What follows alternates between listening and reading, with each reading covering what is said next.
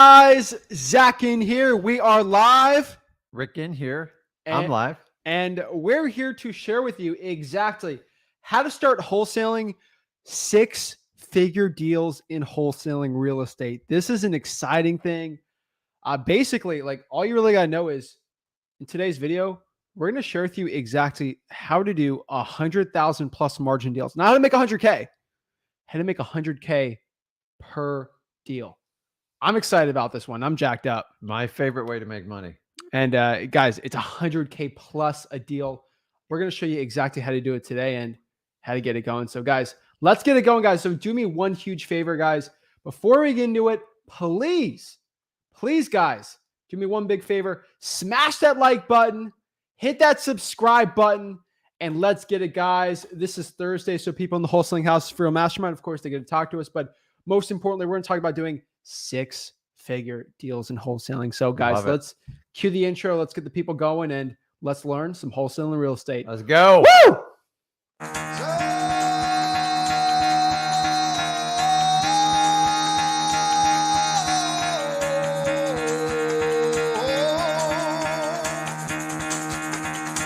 Get the fuck out of bed, bitch. Go.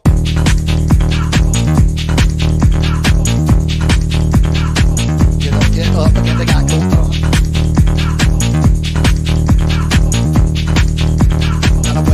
Gotta wake up, bitch. Get up. Get up. Get up.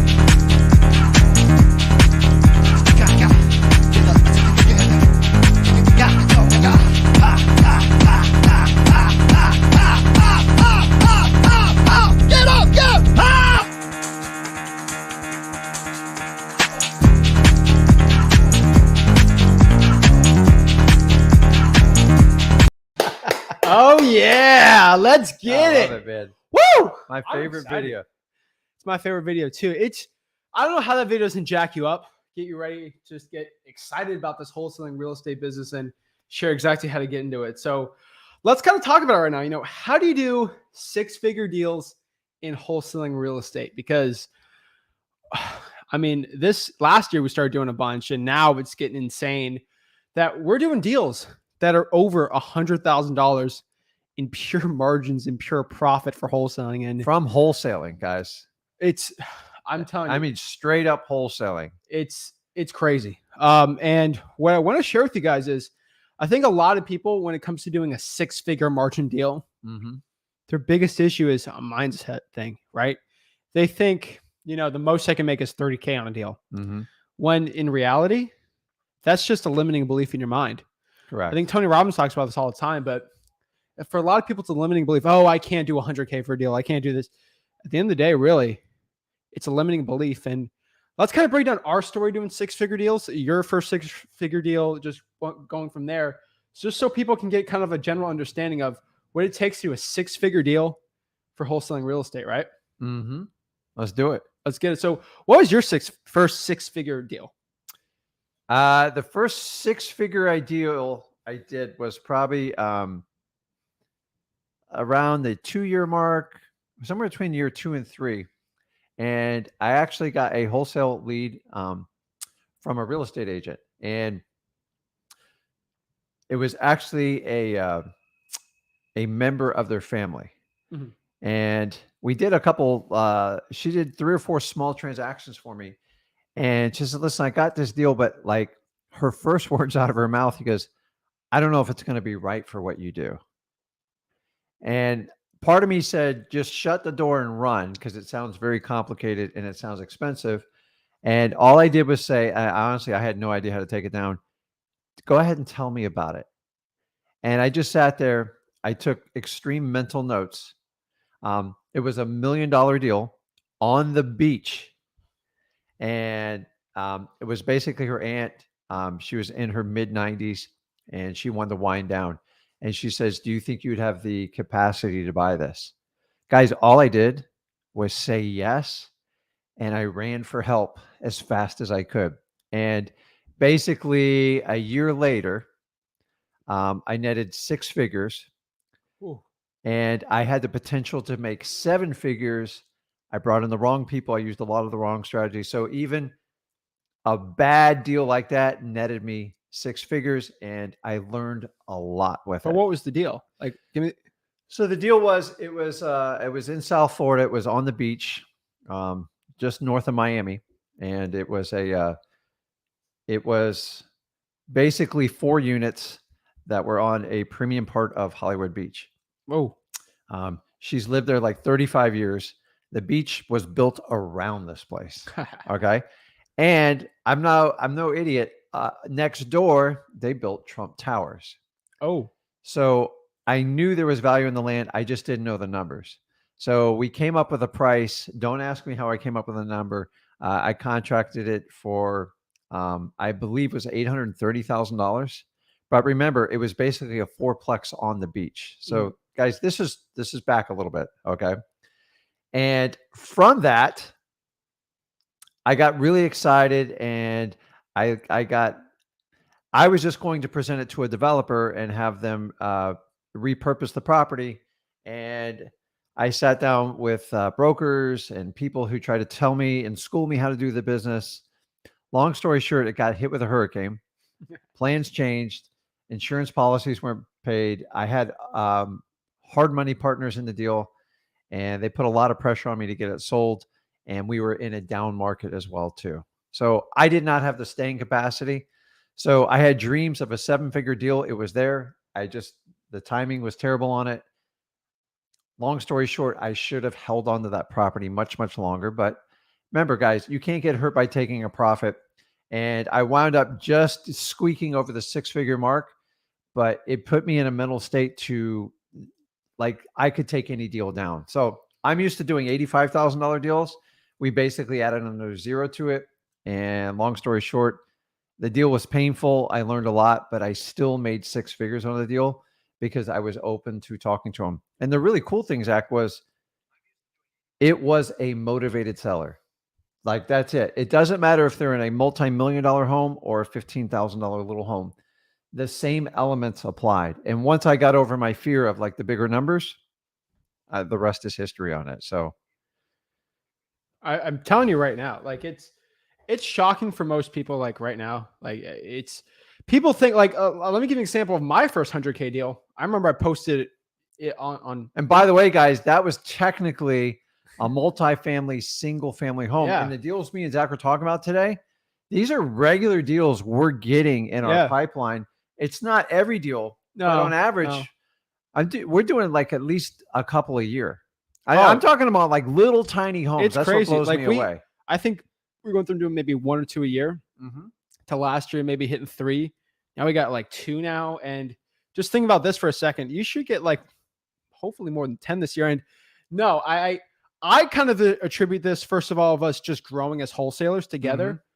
But also you got to remember is I just feel like, I'm not going to say this in like a karma thing, but like I truly believe the more you give, the more you receive. And I think just pouring out to people, just talking about wholesaling, thinking about it, just opened us up for more opportunities to get 6-figure deals. Like none of these 6-figure deals came from any of watching us, but just, I think just opening up more just changed our mindset. And at the end of the day, like we're not even doing a 6-figure deal now. It's like 100, it's close to 130. Got a backup offer for an extra 20K on that deal. I'm excited to share it. I've been telling everyone about it, but she was super happy, wasn't she? She was ecstatic to sell it to us. She hugged me, hugged the team, but like it's close to 150K on like, it's crazy.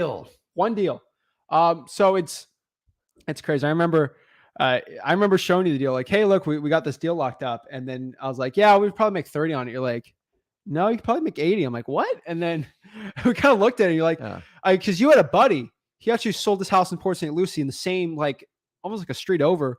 I flipped him the house, help him get in it for 150K more than what I was expecting. I'm like, what are you talking about? It was just around the corner. It was crazy.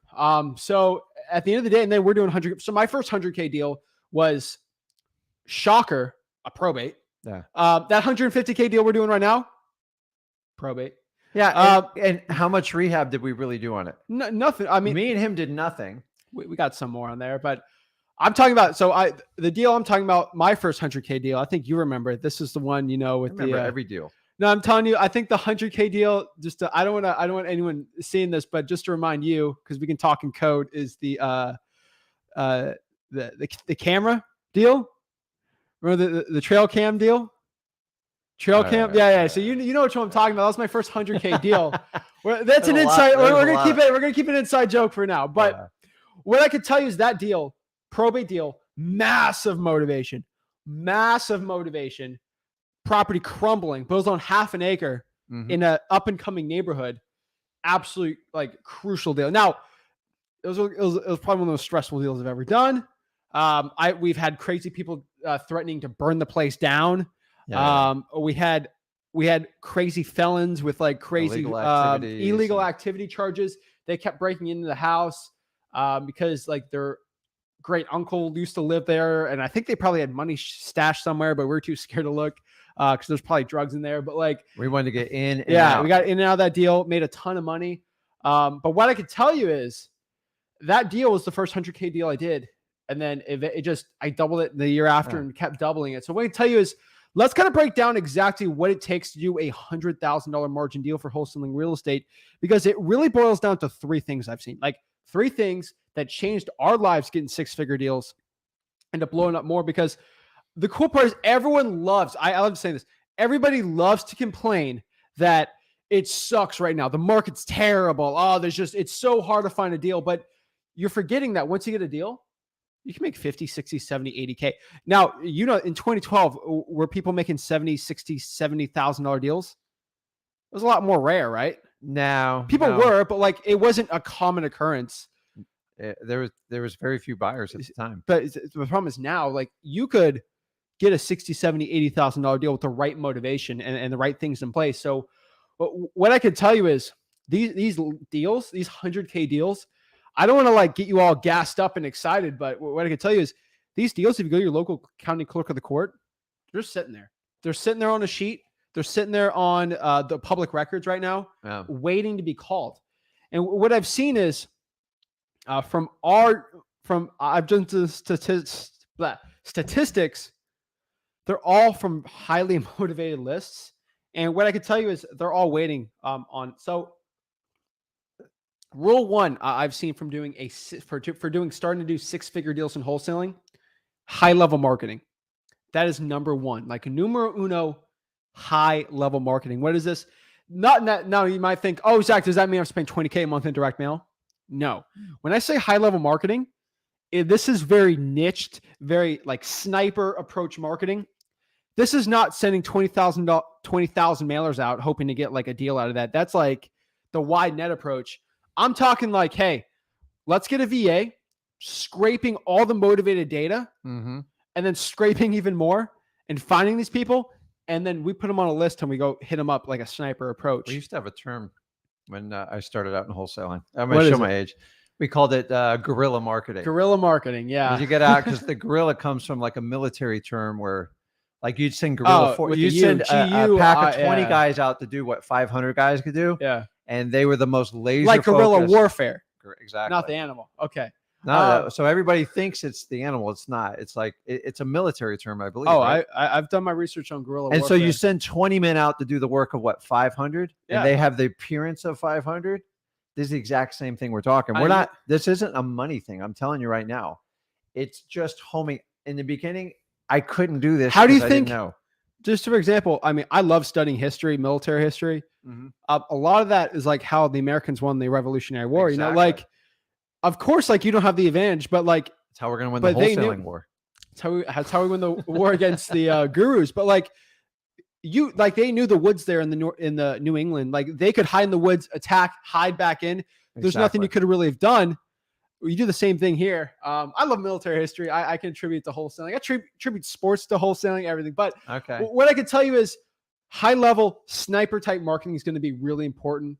And I think something that no one really talks about at all. Like this is a must. Like high level marketing is a must. To get a six-figure deal, there has to be three things.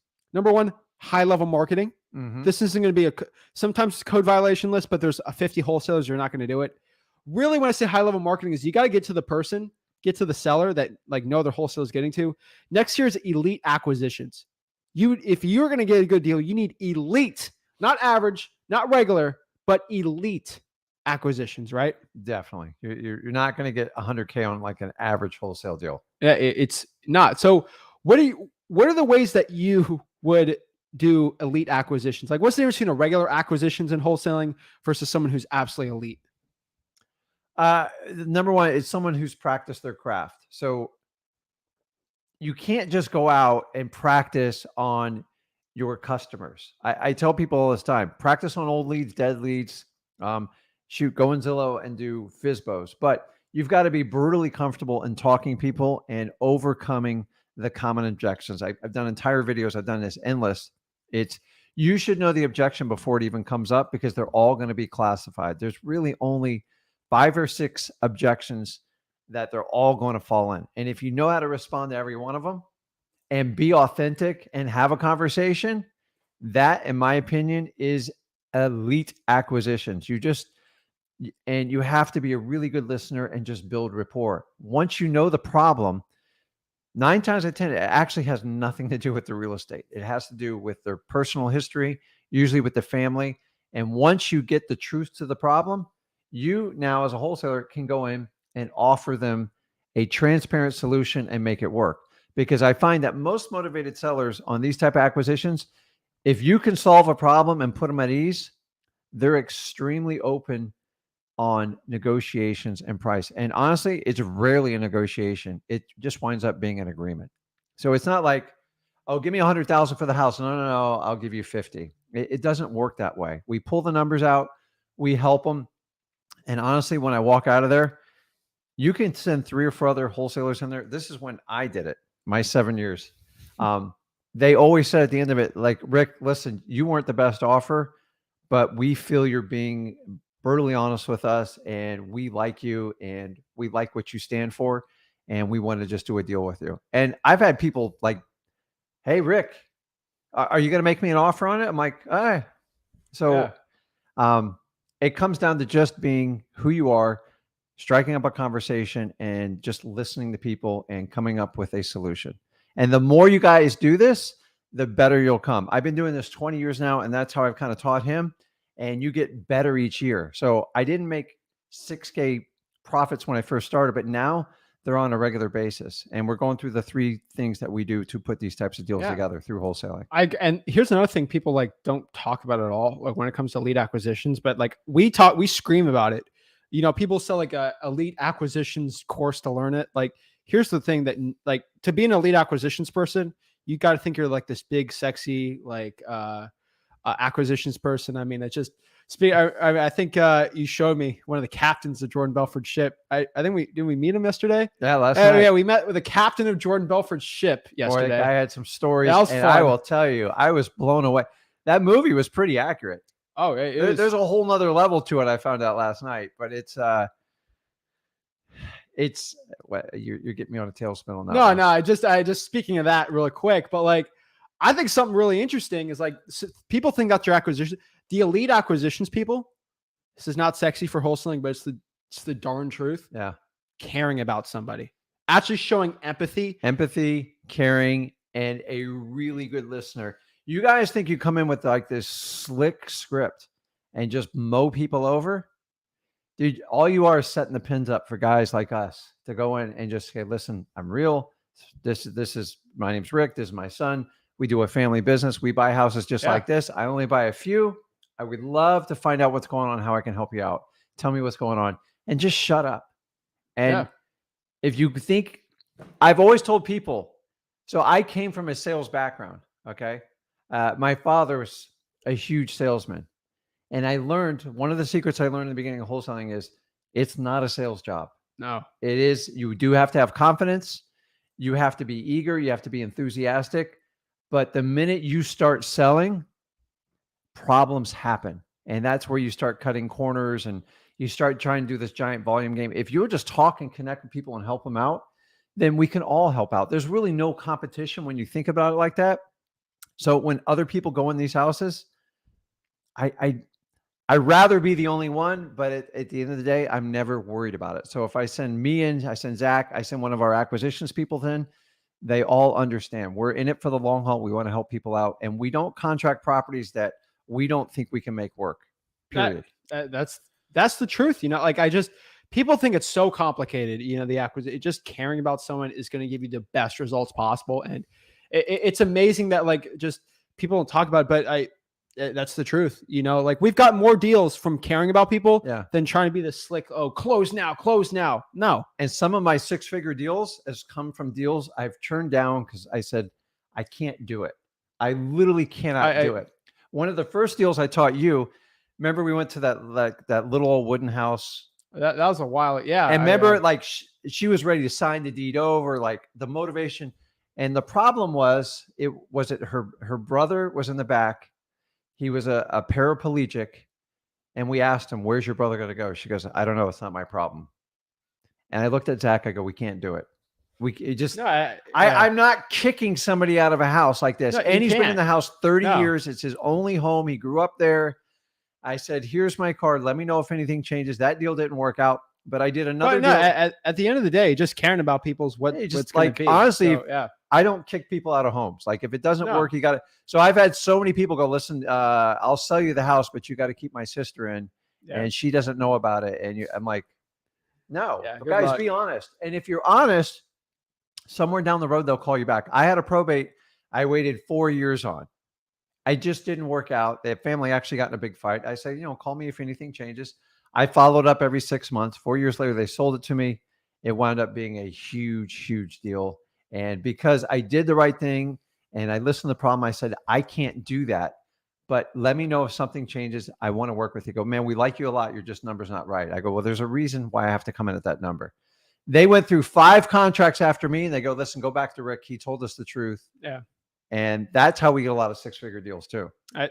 That's the way. So it's elite acquisitions. And I think the most important part of this is kind of common sense, but to do a 6-figure deal, you need huge, I'm not even calling big, like huge, I would say massive motivation. Like again, in wholesaling real estate, you get paid in direct proportion to how big of a problem you're solving. Exactly. So if there's not really a big motivation to sell, you're not going to make 6 figures on that deal.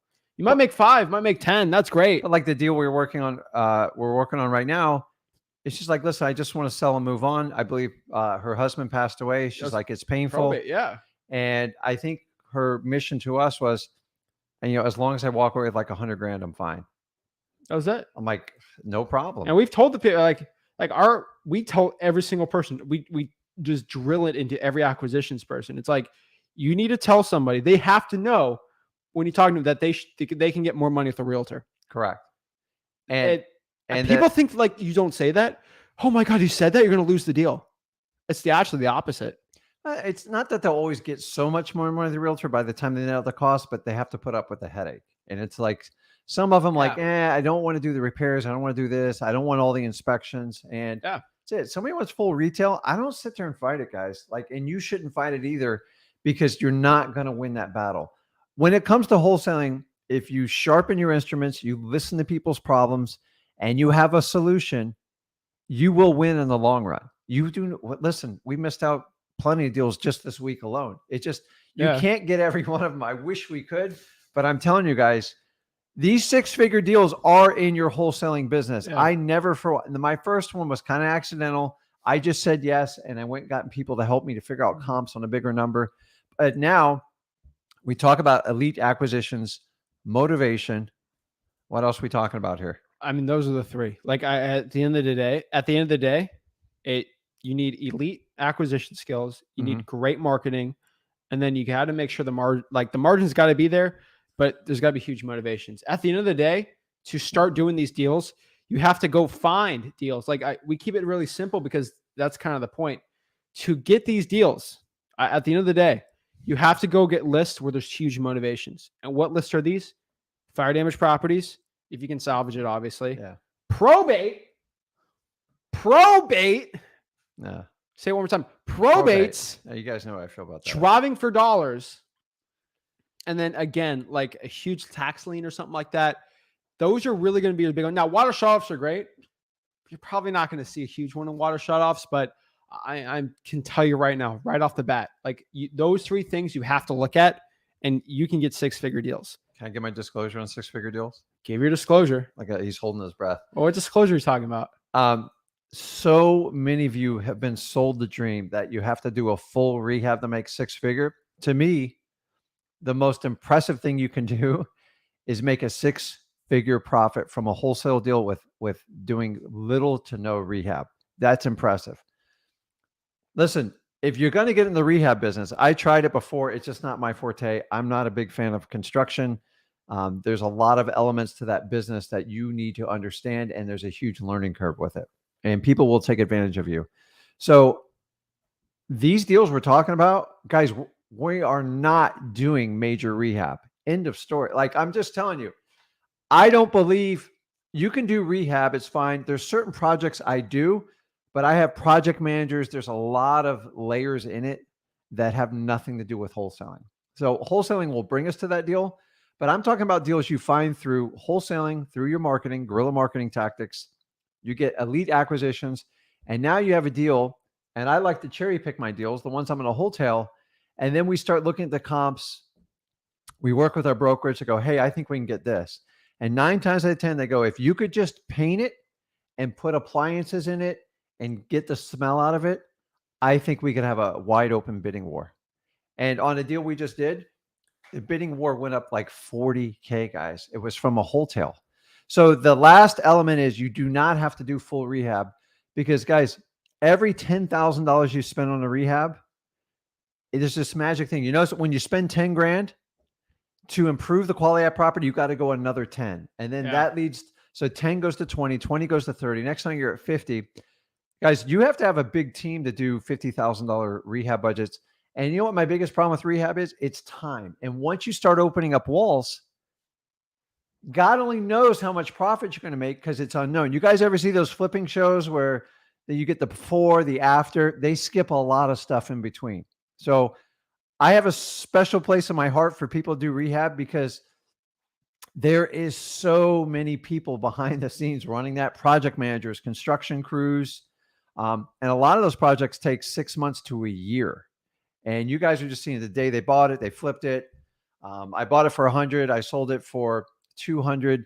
There's a lot of money in between on those. So I don't believe in doing any of the projects that need huge rehab.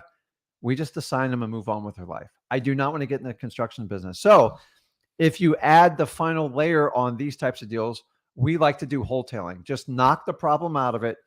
We're usually 10 grand or less. I promise you, because 10 grand is a week or two in like rehab, and it's very manageable. And I know they're not going to open up a wall and create a massive problem if it's there, because when you do rehab, once you have a problem, you have to fix it. You can't stop.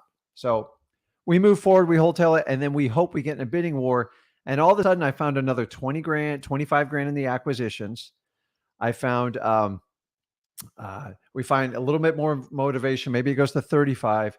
And then we do a very, very light rehab within a couple of weeks. And within 60, 90 days, we flip these properties. And then my dispo teams finds another 40. So if you take your original 20 or 30 assignment fee you'd normally do, you get a little bit more because you know how to do acquisitions, and you do a retail wholesale deal. That's how you can put 6-figure deals. You're not going to do it on every one of them, guys. And here's the really cool part. Most of these deals are already in the list that you guys are harvesting. Yeah. You got to put all the elements together to make it come. And how do you do it?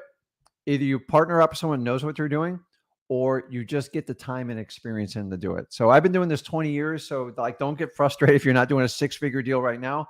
I started off with $3,000 to $5,000 deals when I first started, because I had no idea what I was doing. So, and now we average, I don't even know what the average is. No, it's a good amount. I think the average, it's over 40. Yeah, I mean, definitely. I mean, what with some of these 6-figure deals, it'll push it up even more, obviously. Probably 50. We just did like a little assignment. Oh yeah, we did. We're 22. in and out 22. Oh no, we did a $22,000 assignment. Oh, this is going to ruin our average. This is not good, you know. But at the end of the day, it comes back to all this. Like, we'll take the 20K, we'll take the 70K. We're just looking for motivation, you know. Yeah. And if there's huge motivation, the seller wants a good amount for it, but we know we can make 20, we're going to do it. Like, Who says no to 20 grand, right? Like I just, No, you don't. And then you got to understand, guys, the beauty of doing our assignment contracts, which is the ultimate vehicle in wholesaling, is you take maybe a little bit less, but think how much time you free yourself up. If you guys have ever gotten a rehab project, which I did rehabs for 2.5 years, and I hated every minute of it because there was a ton of money flowing out. I never knew how much I was going to make.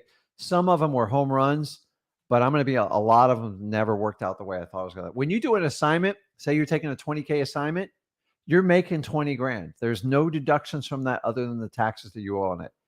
That's it, guys. And you got to keep that in mind. So everyone's like, oh, why assign? I can make so much more money. There's work that goes in. You have to close on the property. You have to fund it.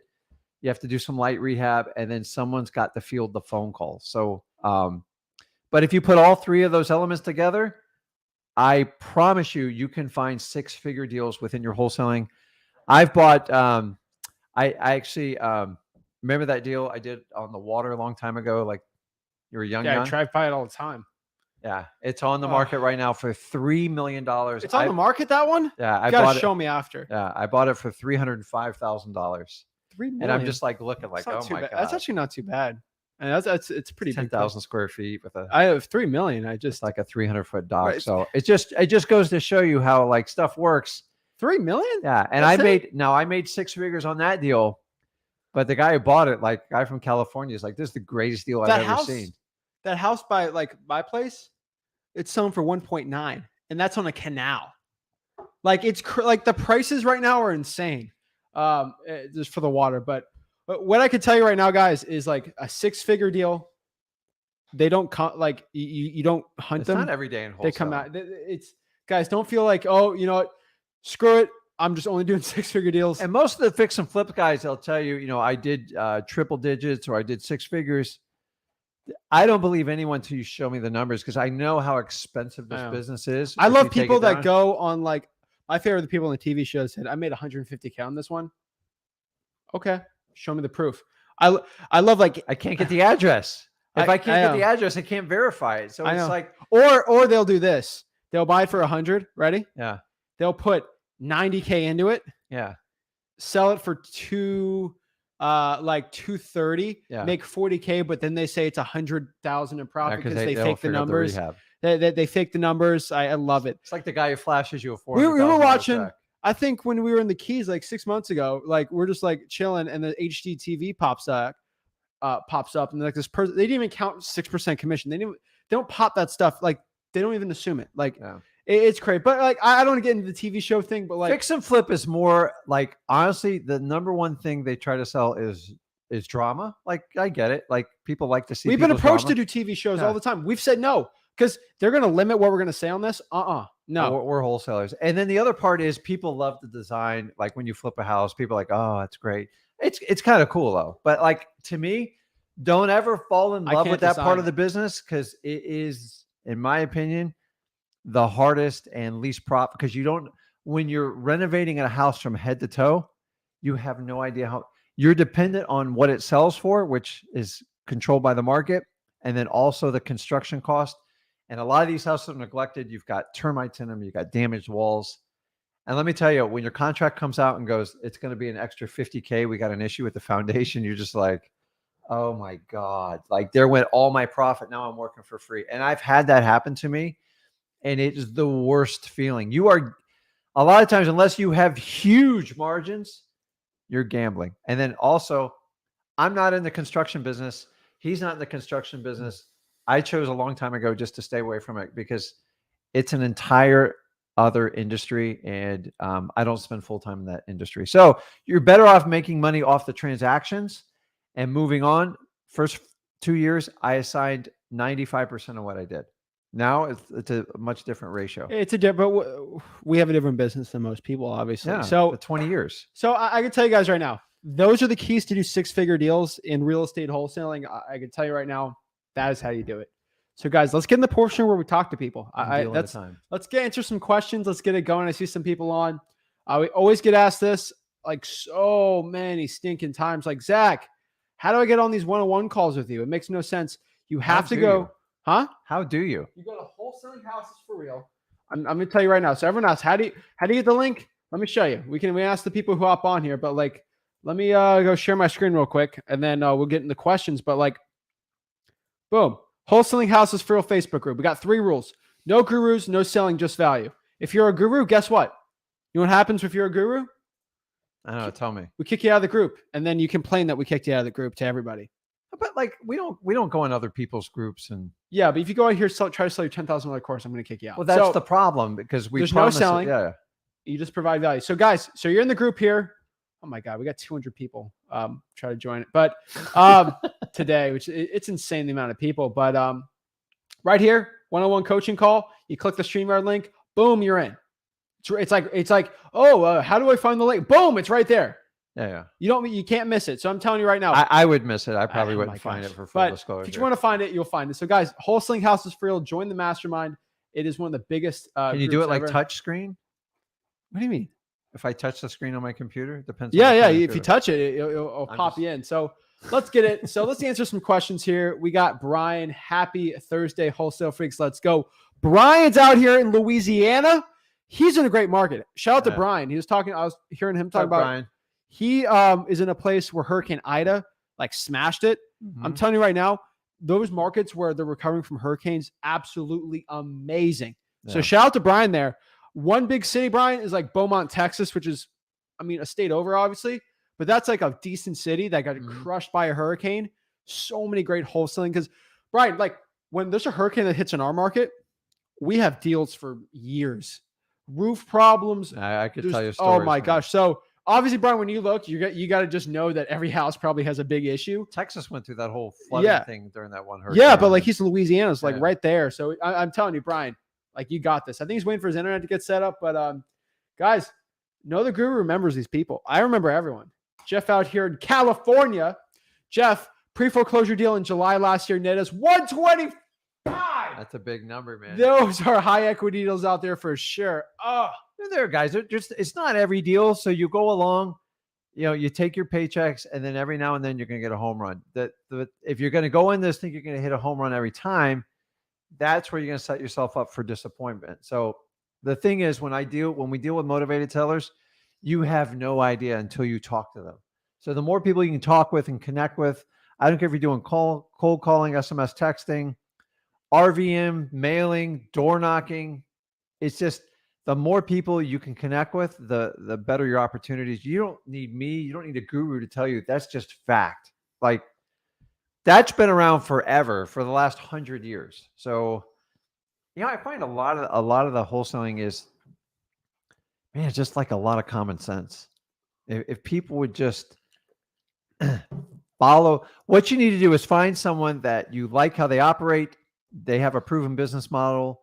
And if you can duplicate it, and then you can turn it into your own. I don't need you to be me. I don't need you to be Zach. I don't need you to be anyone else other than you.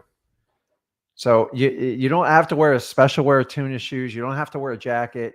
You don't have to wear a hat. We need more individuality, because if we're all robots and doing the same thing, then we're nothing more other than transaction coordinators. So when you meet out with these people, you're putting families' lives in your hand. And I don't ever take that lightly. And anyone I connect with on this, when you connect with them, you got to look, it's not just a number. You're dealing with someone's life, and you need to help them out, and you need to tell them the truth. And sometimes that truth can hurt. Yeah.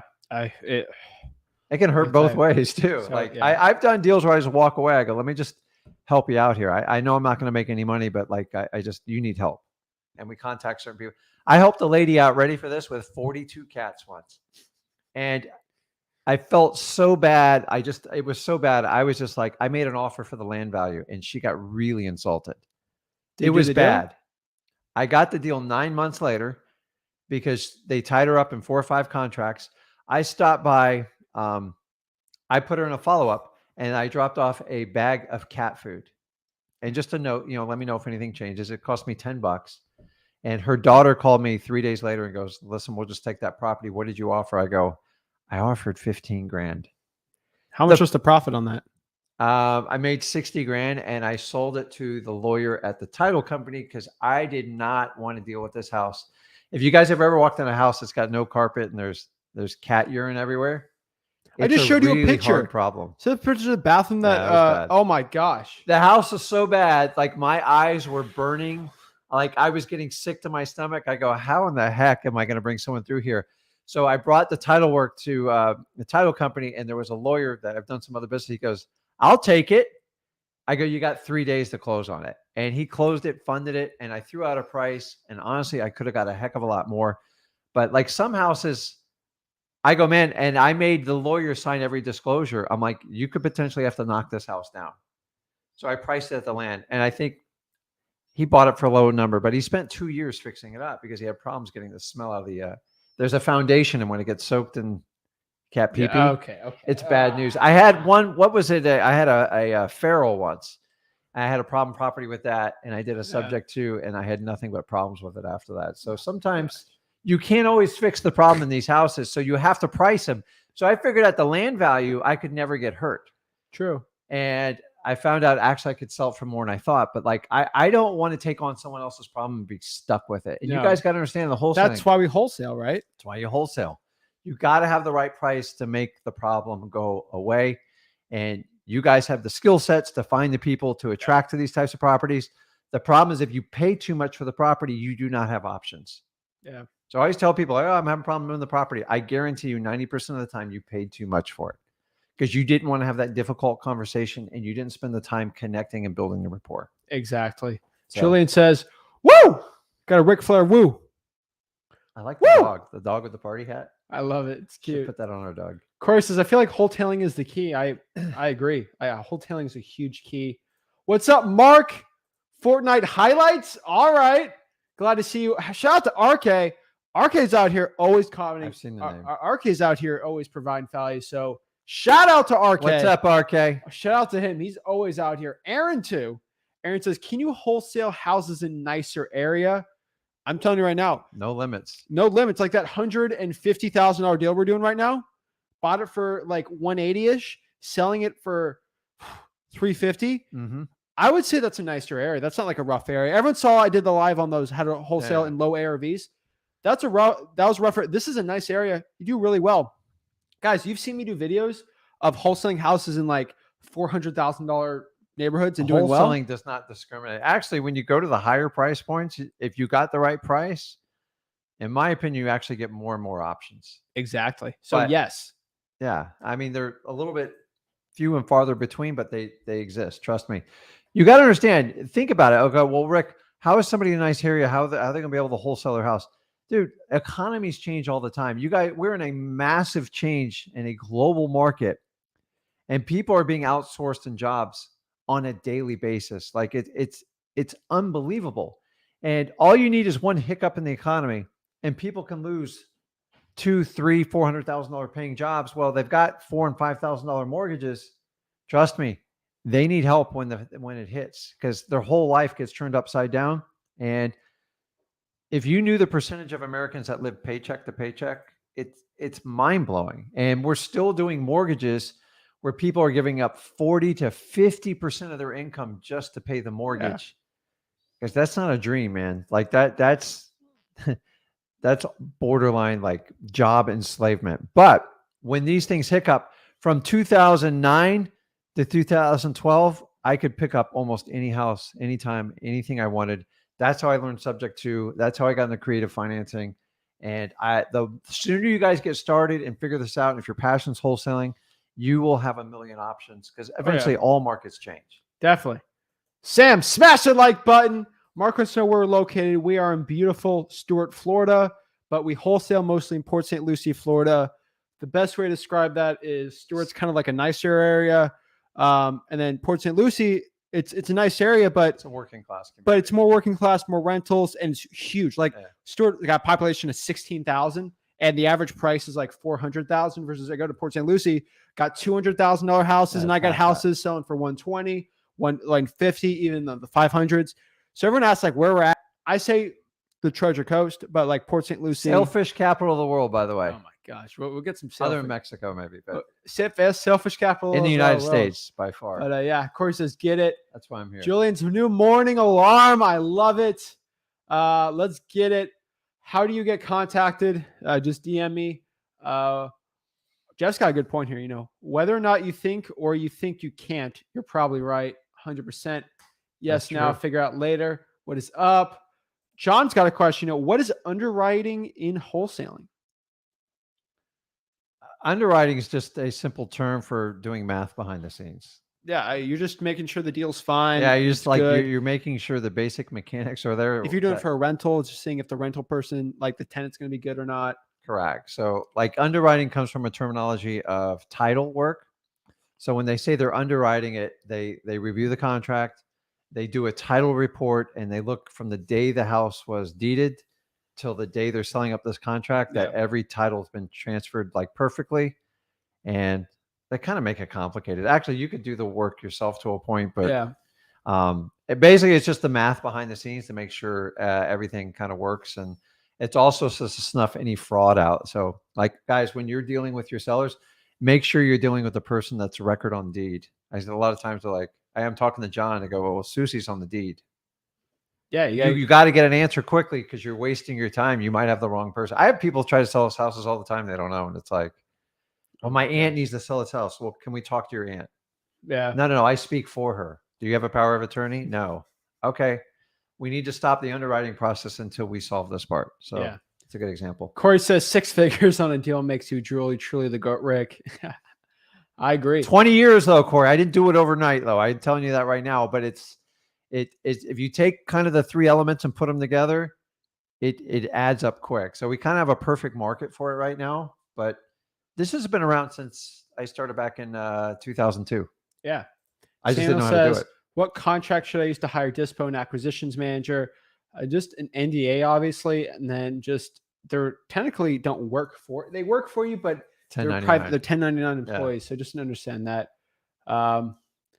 Brandon says, Zach, how do you ask the 4-pillar questions without sounding like a robot on the phone? The 4-pillar questions, if you don't know, is motivation, condition, time frame, price. I just spit this out really quick. Motivation.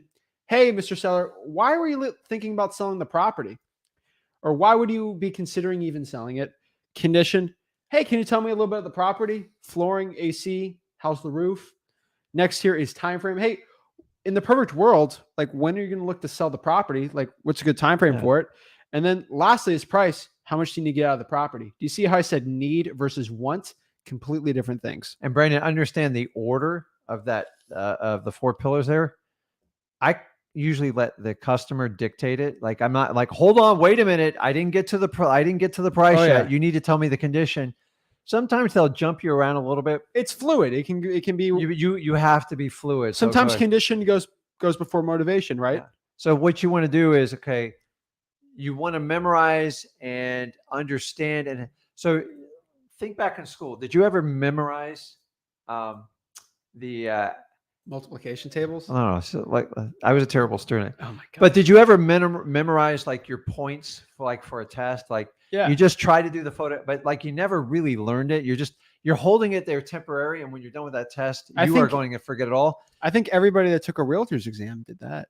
Pretty much.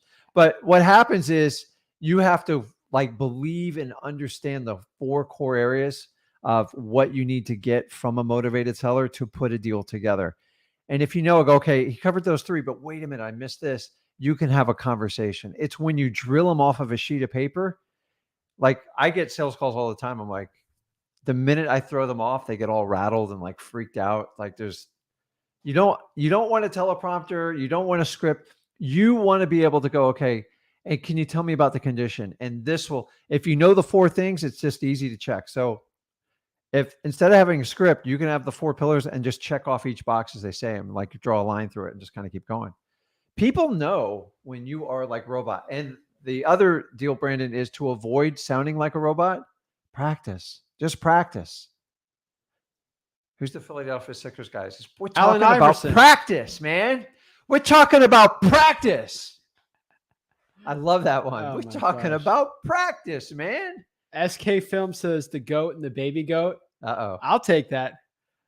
Greatest of all time. That's up for the people to decide. So let's get some people on. Let's sort of talk. Let's do it. Let's see it. Hola, ¿cómo estás, mi amigo? Oh, he's got the Salt Life shirt. He's sucking up to me. Oh yeah. You're muted, man. Hola, amigo. ¿Cómo has estado? Uh-oh. That's He's all I bilingual, got. too. He is bilingual. Dylan does speak Spanish. Oh, that's right. I forgot. Remember, he ran off to Dominican Republic because he didn't want Yeah, to deal with man, the you contract he remember. signed. Yo empecé estudiando español hace 4 años, entonces puedo tener una conversación con ustedes en español. Good Es Lord. mi He idioma did something segunda. for a certain amount of years. Yeah, That's all I yeah. know. That's another time, No, another story. Zach, your memory is unreal, man. I wish I had that thing. That is fantastic. I think it's amazing when people can speak multiple languages. I know. I blame my I got parents. a good memory, but I didn't get it from you. Well, I didn't know how to speak any other language. Well, not just the memory, man. I spoke English and wholesaling. I taught you both. Dude, learning another language is so much just memorization. I mean, that's your strong suit. know. You'd be able to pick up Spanish so quickly. But isn't it amazing as a child can just pick up Spanish just listening to his family talk about it? It's all and developing then it. you get a grown adult. But the reality, Dylan, if somebody truly wants to learn Spanish, like saying you're marrying someone that speaks another language and you're committed to make it work, they make it happen, right? And then if you just want to casually learn it, you're doomed. Yeah. You're doomed. Well, It's just too hard. Here's the thing. You really have to be committed. I tried for 5 years. I bought Rosetta Stone, $500 CD courses, 5 years. Literally every New Year's, it was my resolution. I'd study for a month. I'd give up. A couple of weeks, give up. Maybe a couple of months, give up. And it wasn't until I was about 25. And I literally said, I am designing my life around this goal. And then everything else I will fit into it if I can. If I can go to the gym, if I can make time for friends, but I am doing this goal, I'm accomplishing this goal, and that is my main focus. And that was the only way that I was able to do it.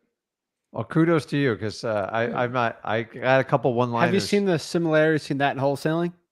The difference between I need it's to actually wholesale good. versus I want to, or that'd be kind of cool to When wholesale. you're committed, you like. I'm not telling people to quit their job and run the bridge, but like, I took 4 years of Spanish in high school, and I still like como estás, muy bien. I took Spanish in high school too. The whole time was saying, I'll never learn this. This is the dumbest thing. Why the heck are they making us take this language? And then I ended up, years later, I'm paying for private lessons after work, after the gym. It's so much, harder when you're doing it late at night. And man, crazy. I definitely wish I would have taken advantage of the opportunity then. But you got to do what you got to do. It's like wholesaling, man. If you really decide that you're going to do it, and you just you can go to Ybor City and be the king there now, speaking Spanish. So he's the champ. So that's cool. What's up, man? So tell us what questions you got. What's going on with you? I know you got some deals. Hopefully, you're still working on. Like, what's going on? Well, real quick, I'll just give you a recap on that one deal. We're set to close next Tuesday, so that looks like it's all going to be moving forward without issue. Really excited for that. I got actually a number of different things in the pipeline, sellers that are really close to being able to sell that I've been doing really good lead follow-up with. There's one situation that I wanted to get your input. I've actually been talking with a gentleman who's in a really good part of Tampa. I mean, he's got a house that all over 2 houses down, they're just bulldozing the houses and building mega mansions, 1.4 million, 1.7 million, 2.1 million. I mean, on the same block. Okay. Guy wants to get out of his house. He's in distress. Unfortunately, his wife recently passed away. He can't afford his mortgage anymore. He's a college professor that recently got a substantial decrease in pay. Basically, the guy wants to sell. He's motivated, but he really doesn't know where to start and like what the first step to take is. He doesn't know where to go or like, how he's going to get into another place and all that stuff. And that's really been the main hiccup of like, every time I talk to him, I do want to sell. I want to sell, but like, okay, well, can we put, what's your time frame? Can we put an agreement in place? And he just, he has no idea the even first step to take. What do you suggest when you walk into a situation like this? Is there any way to kind of get the ball rolling? You and me have had a similar conversation about this. I believe that was a different seller.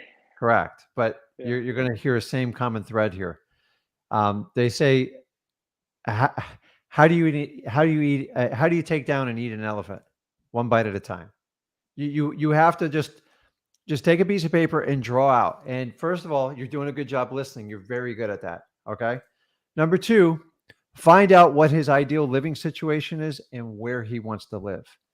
Like you got to do like some of the broader strokes because you need to walk them down a tunnel of vision. You do not want to get in a position where if I find you housing and I get you a rental, I do all this, will you do a deal with me? It's disastrous. You have to separate the two. So, hey, John, what size place and what kind of budget you looking, and what do you want to stay in the area or do you want to like relocate? Just start with the broad strokes, walk them down a path, and then each conversation will reveal more and more. You ever sat down with someone in the beginning, they don't really tell you everything because they're embarrassed, but as they get to know you and they know you're trying to help them, and Dylan, you're easy to talk to, and you need to use that's your skill set and take advantage. You're not going to get every answer in one shot. We all want it. I'm just telling you, small bite steps. Where do you want to go? What's your budget? Would a rental simplify your life? That's it. And then you can bring in other people to help, realtors, people like kind of help them locate. But honestly, guys, on a motivated seller, if they don't have an idea where they're going, you are a long way from buying their house. Think about it. Would you sell your house and have no place to go? No. He's not going to do the same either. So just start with a simple conversation like I just showed you, and you will make progress. Townhouse near Dade City. He wants to walk away with $275,000, and there's plenty of money in the deal to be able to pay off his mortgage and give him what he wants to walk away with. And so that's where I'm at. So once I gather that information, and I've gathered that, I've been doing lead follow-up since early November with the guy. What would you? Okay, so now I've accumulated the information that you were suggesting. Okay. Now, are you saying to like take it to a realtor or try to connect him with a realtor? No, I would only use a realtor to help him if he had to relocate to another area or like get a rental. Okay. I made this mistake a long time ago where like they go, hey, Rick, if you can help me buy another house or rent an apartment and get it by this time, I'll give you the deal. And I said, yeah, huge mistake. Because in like this market, you know, some of the challenges with rentals, I find a lot of times some people, they get rental shock. They find out the rent's actually more than their mortgage, and they're going to be in a worse position. And you got to kind of separate yourself a little bit from that, but you point them in the direction, because then you're just going to wind up being a realtor. And we didn't get into doing that on the realtor. You have to walk them through the steps because you've already built rapport. It sounds like he wants to do a deal with you. Sounds like there's plenty of meat on the bones to make it work. So I wouldn't be worrying about like how you're going to flip it and sell this thing. You've got to get them to the contract phase, and you're still a ways away from that. So you just kind of just like little meetings. So are you meeting with them physically or virtually? The next time that I talk to him, I want to meet with them. We're supposed to meet with him today, and then he wasn't able to do it yet. So remember, guys, when you meet with someone, if you have the ability to physically meet with them, this is the fastest path of I've never done a six-figure deal without meeting someone belly to belly, at least myself, Zach, or somebody on our team. So why is that important? Because 70% of communication is nonverbal. Dude, I can look at you right now and kind of read like what you're thinking, look in your eyes, and I'm not even in front of you, but only because we have the visual of your eyes, but there's a lot I can't see. So I always take cues. Also, when you go to the house, there's a million clues there. It's like a treasure chest of information. So just start with the basics, move forward. And remember, you always have the option anytime, Dylan, you reach out to like me, Zach, with our JV program. I'm happy to partner up, walk you through the whole type of deal. There could be a creative financing opportunity there. We could just find a way to cash it out. There's tons of money to make in these deals, but you got to do that like step one, the belly to belly meeting's correct. And just find out the direction he's going to go and where his future is. And when you start seeing like you're helping him guiding, he'll make progress. I can't tell you when he's going to do it, but this is how I treat every one of them. So many people contact to go, well, I want to sell you the house, but like, I don't know where I'm going. And so I have to sit down with my staff and go, okay, you got to kind of help them with their vision. There's a reason they're selling the house. There is a reason. And they know they need to do it. They're just, do you like change, Dylan? To a point. Not when it comes to my housing security. Correct. So we're all creatures of habits. They say the two most stressful things in life are, death. Well, death, of course. Divorce, yeah. Some people put taxes in there because they don't plan. But moving is one of the highest stressful events. Oh yeah. So understand that like nobody likes change. You ever like I just lived someone for 3 years and I felt like it was like forever to move. So can you imagine how long has he been in the house for? Since 93.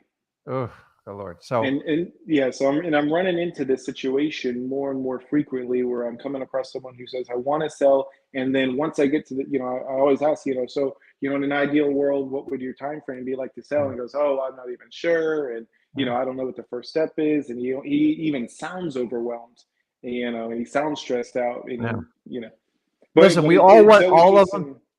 We want them all to sign right say, away. But the reality of this business is you keep doing this and you plant seeds and go, okay, this seed just needs a little bit more water. He needs a little bit more information, needs some guidance, and rapport helps. And then you keep moving on. You find people like, okay, I'm ready to sell now. And then what happens is you get these 8 or 9 people that you left behind. You have some sort of follow-up. And that's how you start accumulating deals. When you guys are starting out, we have 0 deals. I remember, Dylan, when we first talked to you, how frustrating it was when you don't have any deals working. It's like, well, am I ever going to get any traction? Is it going to work? And now you have the problem. Like, I have people, they're motivated. I just need to get them down the pipeline. So start small, plan vision. And like one of the easiest and most common sense answers for you, put yourself in their shoes and try to help them from that perspective. Yeah. And if you help them and solve the problem, the money will follow.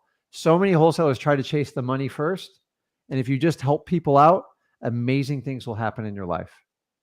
Oh yeah. And that's why every time I get to come on with you guys, it's so nice for a number of different reasons. One of them being like, hey, I know that if I can just help solve this person's problem, there will be, a financial reward in it. But the key is none of that's going to matter if I can't figure out a way to help solve this person's problem.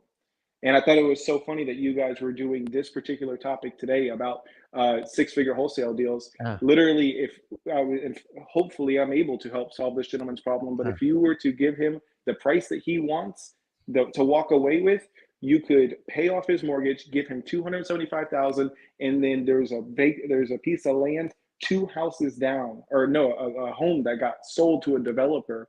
You could wholesale this house to that same buyer for $200,000 profit.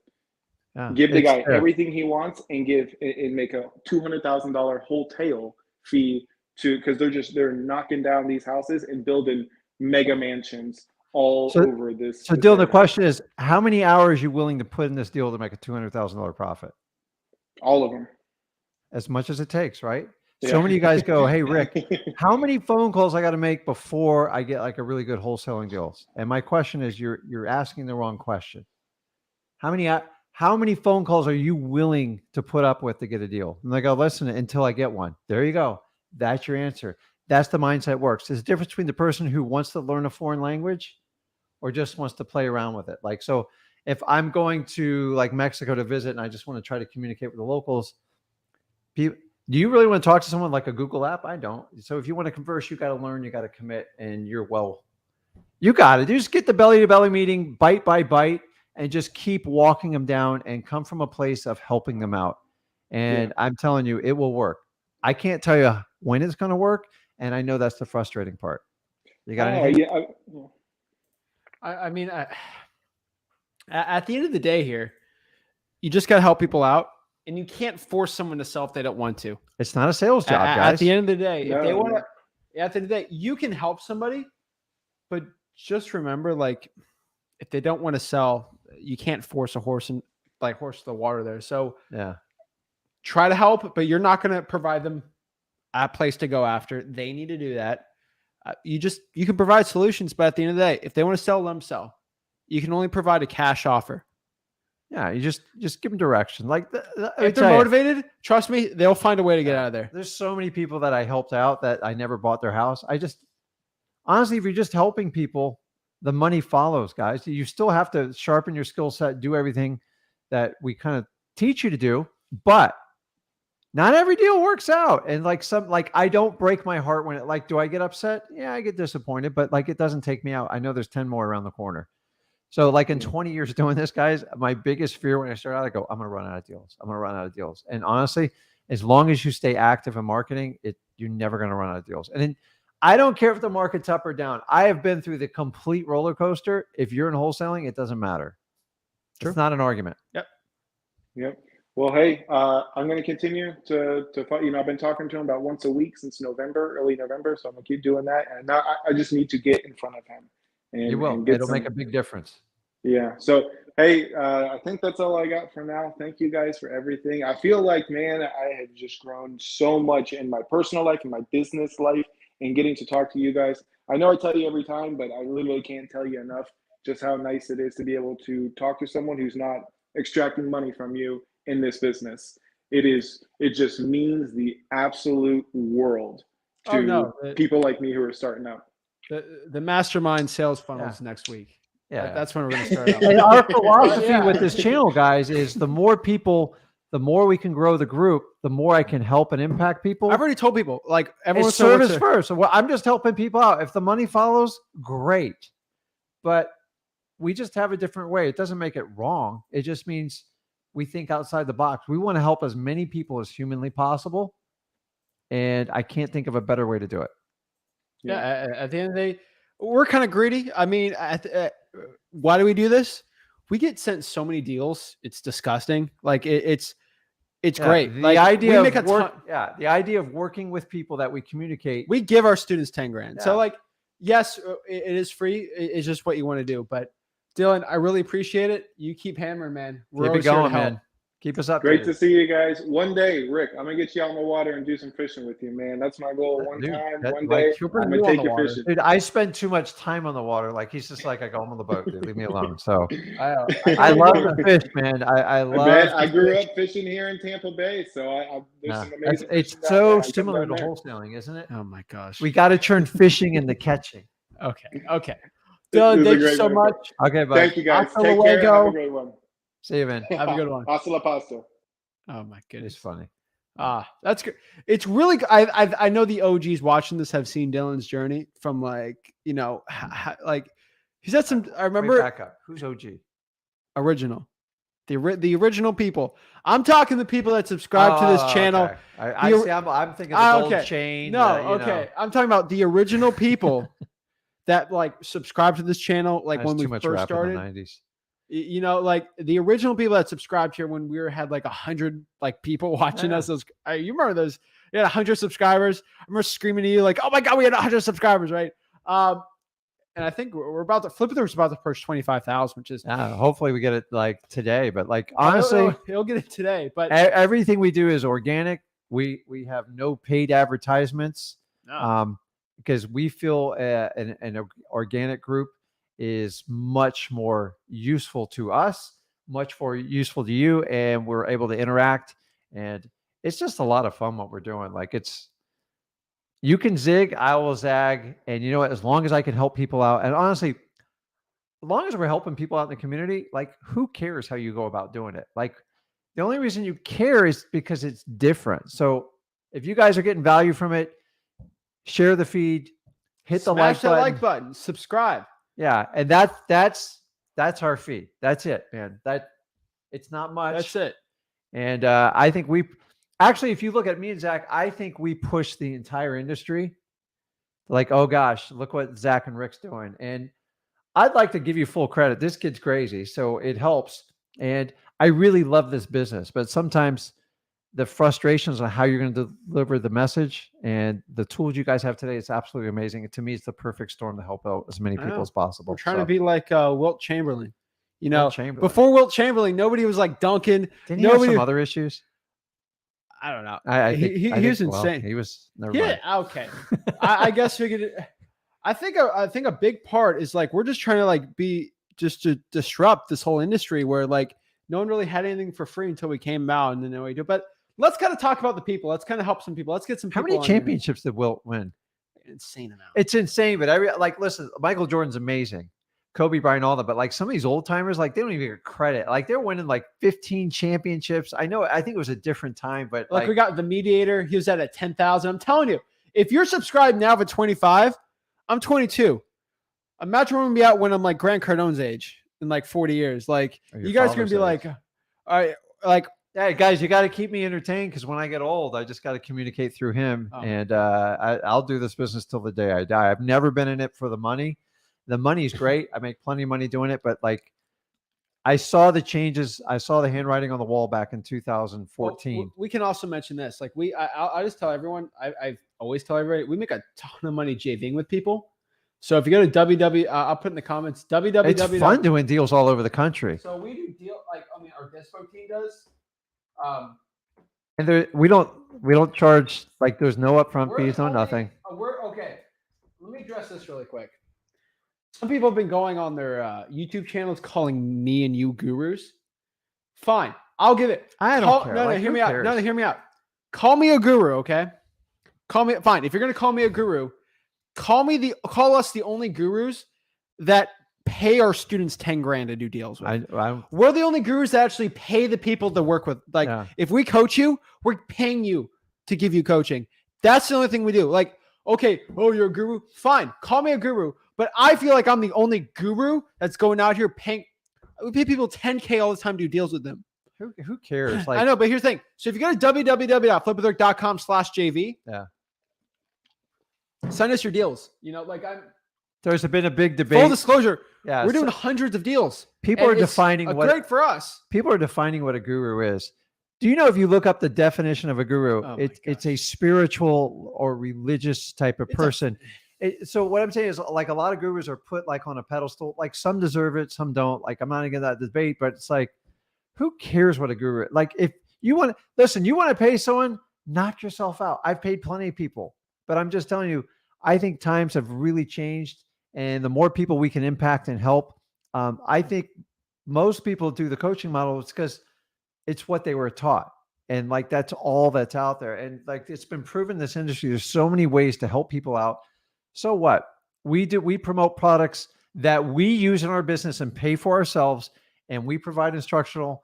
It's use whatever one you like. Who cares? I don't push one thing over the other. I use whatever one. But at the end of the day, guys, I always get asked, what's your play? I would say this. We're not going to say this too much, but behind closed doors with these gurus, they all call us off the chain, even when they say they don't talk to us. Do you know the number one thing they always tell us? Every single one. Yeah, every big guru you're thinking about right now, think about this for a second. Every big guru you're thinking about, they've all talked to us over Zooms and private calls. They're good people. No. What's the only thing they say? What is the one thing that they try to get out when they're doing the Zooms with us? They ask us one thing. That's the one thing. Ready? Rick, what's your real play? Like, why are you doing this? Like, what's the real, like, what are you really doing? I don't. No, I say one thing. Changing this industry. And second, I teach people for free. Mm-hmm. And then we do deals with them. So guys, when I say we do deals, if you go to www.flipwithrick.com/JV, you can submit your deal. My Dispo team will literally hand hold you the whole process, and we split the deals with you. I tell you, we make more money JVing with people, and we make more money wholesaling JVing with you guys than by the end of the year, we should be making more money than guru selling courses just by JVing with you guys. It's just a different technique. That's all. Because so we do something different. But you don't have to. If you don't want to, don't do it. You don't have to do it. Don't do it. And just like anything else. So I just think it's funny because I find, like, we always talk about, like, be careful, don't follow the crowd. And I decided to do something a little different. A, because I can. And B, we're doing 100K deals. Yeah. And we'll let you guys decide what the best way to do it is. Listen, however you get in wholesaling, knock yourself off. I don't care. Hopefully use what I'll say that. I think wholesaling is a basic skill set that there's no more secrets. Everything's out there on the internet with today's age. And here's the funny part, Zach. When I started out wholesaling, the average fee to get on a wholesaling course was $10,000 to $20,000. Now, what's the value of $1 today versus back then? That's crazy. Okay. What's the average guru course now these days? Yeah, between $3,000 and $7,000. Like, the price has gone down. I don't understand. Why has it gone down? I know. So at the end of the day, it should go up, if anything. I agree. So guys, at the end of the day, we like doing deals with people, and that's what we do. So let's hop some people on to talk. We're going to force everyone to, like, give everything out for free, but they can do what they want. Everybody's got their rights. So it's a free country. Matt, you there? Hello. All right, Matt's on. So let's answer some questions. Let's do it. So Victor Subna says links out. If you just go www.flipwithrick.com/JV, it will be on there. I promise you. Yeah, we got people like here's the thing. I see people charging $30K for a course. It's stupid. Like charging $5K for a course. But here's the thing. For I could just do wholesaling? 10 deals with our subscribers in a month. Yeah. And we could probably make 10K average deal, 20K. What is that? If I do 5 of those, that's 50K a month. That's more than these people are doing selling coaching. And guess what? My Dispo team handles it. I get to pay them. The person who literally couldn't sell that deal because they don't have the dispositions process, boom, we make them like it's awesome. And here's the bigger issue. The reason why we do that at www.flipwithrick.com/JV, I'll say this really quick, is there's these big companies. Yes, it's kind of sexy that there's these big companies that I'll call them dispositions company. I'm not going to say names, but they'll go out here. You'll submit a deal. They'll find you the cash buyer for you. Here's an interesting part. It's like fishing. Let's give you a fishing example. There you Okay, go. Watch out. What are Ready? we using for bait? Ready? No, it's like we're on a boat. Okay. Yeah. It's those disposition companies are drugs. So we're not talking about.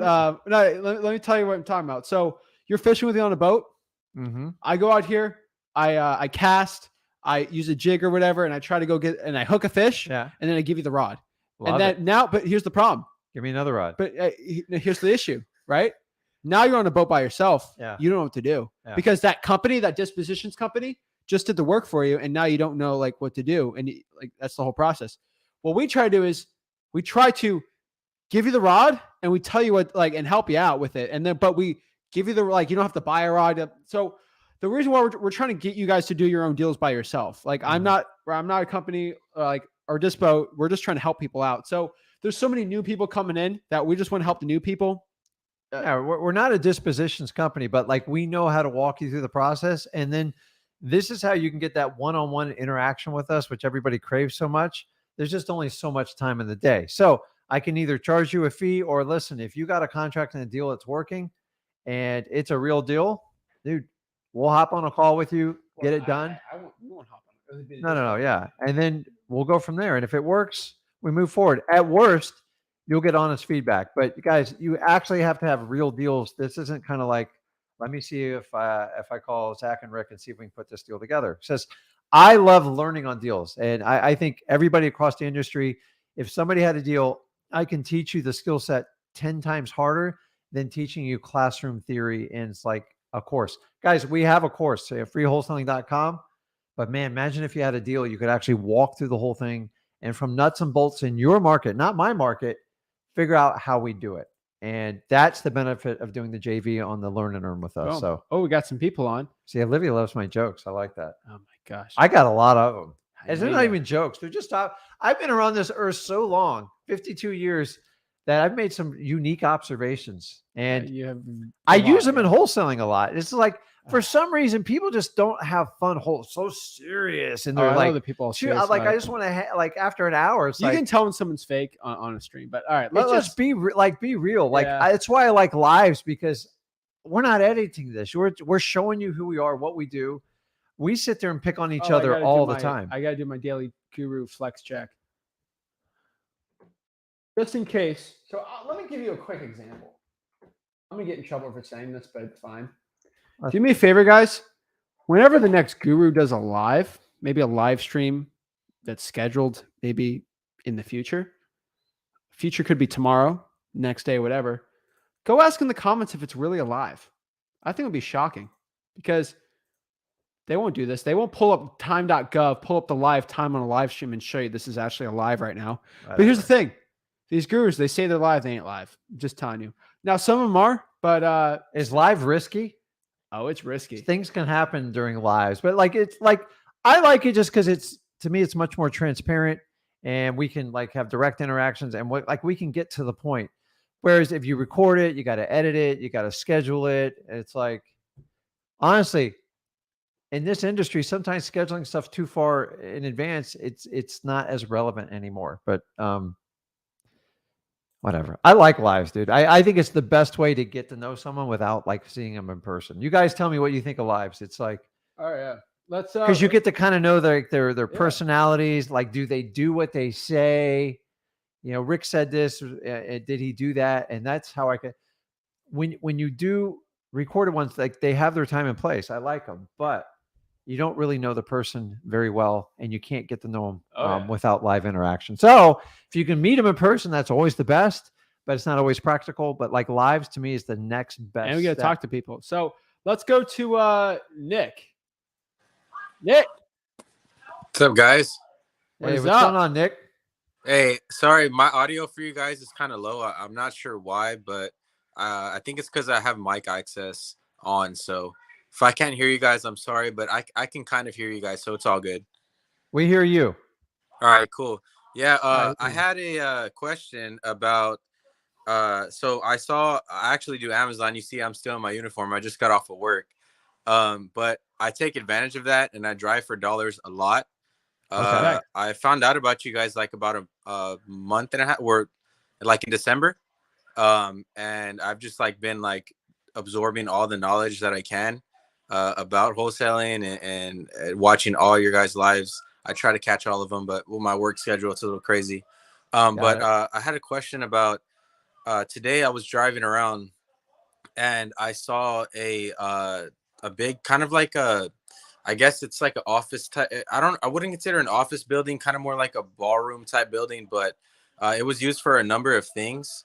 And they had a for sale sign, and it was a for sale by owner, and he's asking 525,000 for it.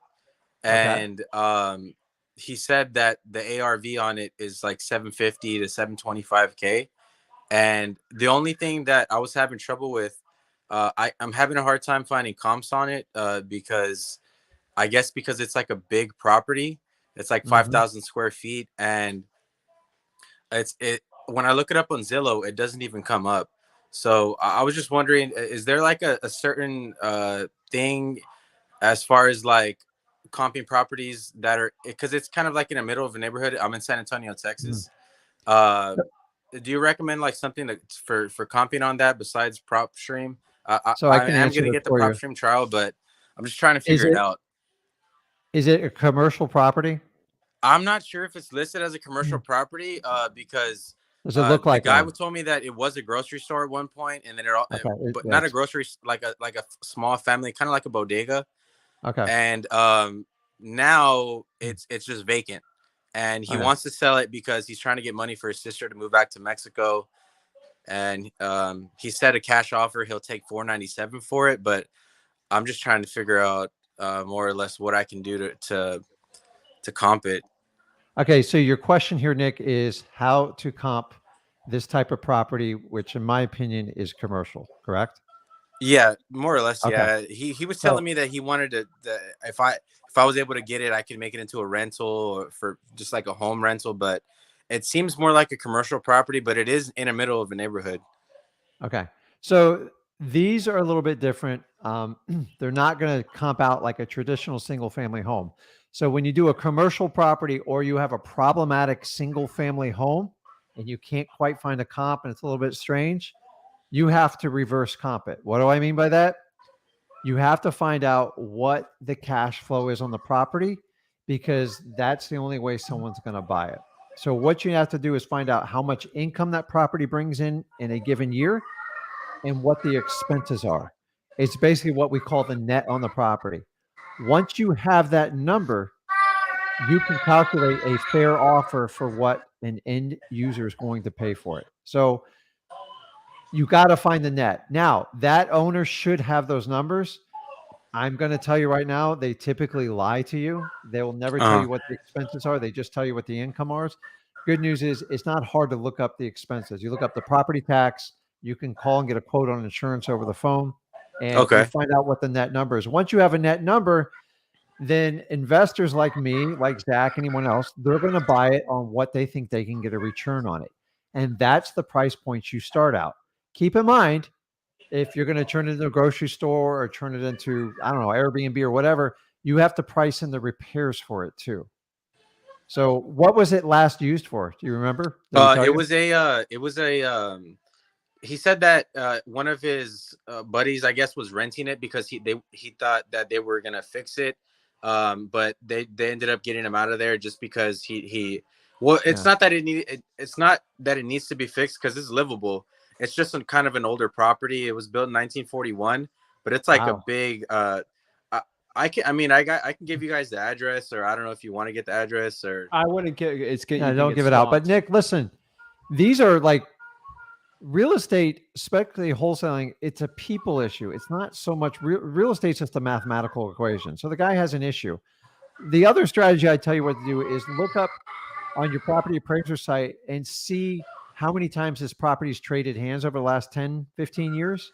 okay. And you can reverse engineer like what they were trying to use the property for. Sometimes I see properties changed hands 20 or 30 times. It just means nobody could make this property work. And you're going to have to heed the warning. The beauty of a property like this, it's a small commercial property. They're hard to get loans on. And 90% of them are going to sell with some sort of owner financing. He's going to have to give an incentive for someone to buy it, because very few people are going to come in and cash in a place that's not generating any revenue and get a loan from a bank for it. So these types of properties, I always target like a creative financing, where basically find out if he has a mortgage on it, if you can pay the mortgage, or he's fine with a fixed number. But you got to know what kind of income that property is going to produce, and you got to figure out the net. Okay. Try to get the numbers from him, and then you have to go do your due diligence and figure it out. So guys, if you guys have problem properties, like you just can't make sense of it, you do the exact same thing. Find out what it'd rent for, minus off the tax and the insurance and like a 15, 20% vacancy rate. And then you come up with a number. And most people, when they buy real estate, they just don't want less than an 8 to 10% return. It doesn't make sense. That's also known as a cap rate. People try to like, oh, what's the capitalization rate? Dude, a cap rate is just figuring out what the net is divided by the price, and you come up with a percentage. Too high of a cap rate, also AKA ROI, means it's very risky. Too low, and they're like, why do I want to put my money into it? So just start with some of this information. This is recorded, so you don't have to memorize it. I know you're bouncing around between work here, but that's it. Like, it's a simple property. Don't complicate it. Find out what the highest and best use is for it and work with the guy. Because do you know how long he's had it on the market for? Nick, do you know how long he's had it on the market for?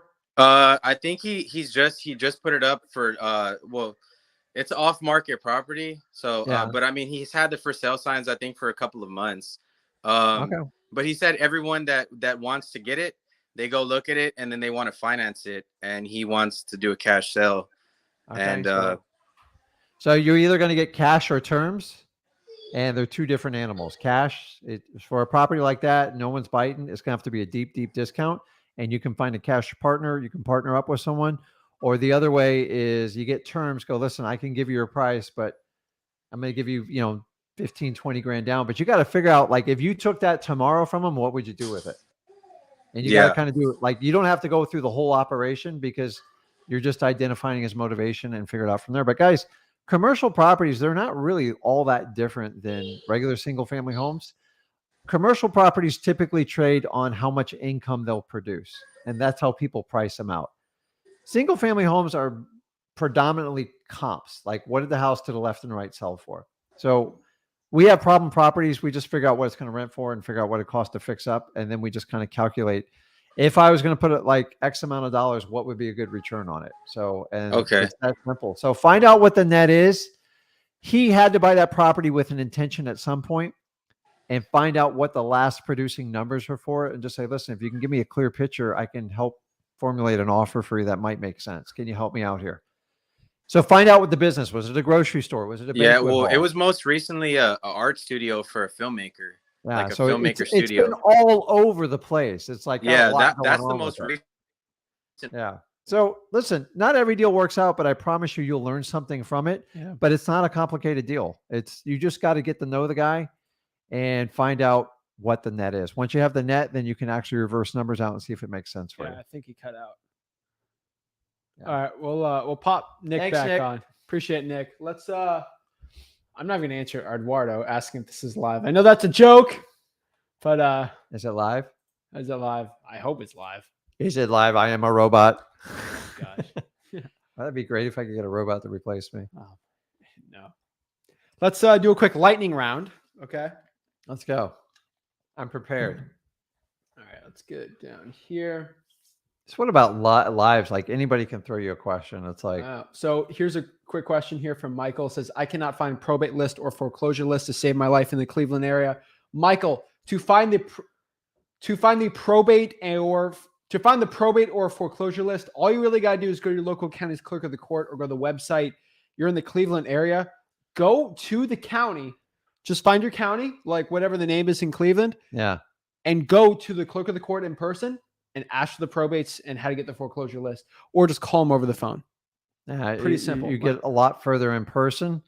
So until you can actually get your first list, if you're hitting a bunch of roadblocks, go in person. And actually, there is a probate section of the courts, and they usually have a clerk or a receptionist there. Just go and talk to them. Cuyahoga County, it's right there. So go to the Cuyahoga County clerk of the court. Go in person. They got hours. You can go tomorrow. Boom, go get it. Got it. I think I'm ready for speed. All right. Let's see. Was it the house with the guy doing car wash on the side of the house and your water bill is crazy? Oh my gosh. That's a true story, by the way. I know. I was actually, it actually goes a lot deeper. I just kind of kept it G for the audience. Just keep it normal. We're not going to get crazy. Yeah, some properties, guys, if something doesn't add it up, it's like, okay, well, one day it's a grocery store, it's a banquet hall, it's an apartment.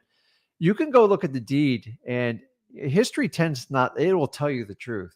So I've seen properties change hands 20 times, and the ones that go back and forth in and out of foreclosure, it means someone's tried to fix this problem multiple times. And sometimes you just can't take the neighborhood out of the property because you'd have to fix the entire block to make it work. And that's hard to do. Boom.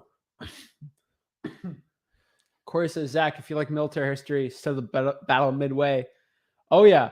I met a seller once when I was starting out. He was a veteran of the Battle of the Bulge. That dude is crazy. I've had a Battle of the Bulge. Okay, that's not even funny. I'm not even gonna go there. I'm talking about like I know. Listen, I never served in the military, so I appreciate anyone does it because it takes a special person to do it, and it's often overlooked. So thank you. Jean Carlos says, what would be the budget and KPI to close at least 3 deals a month?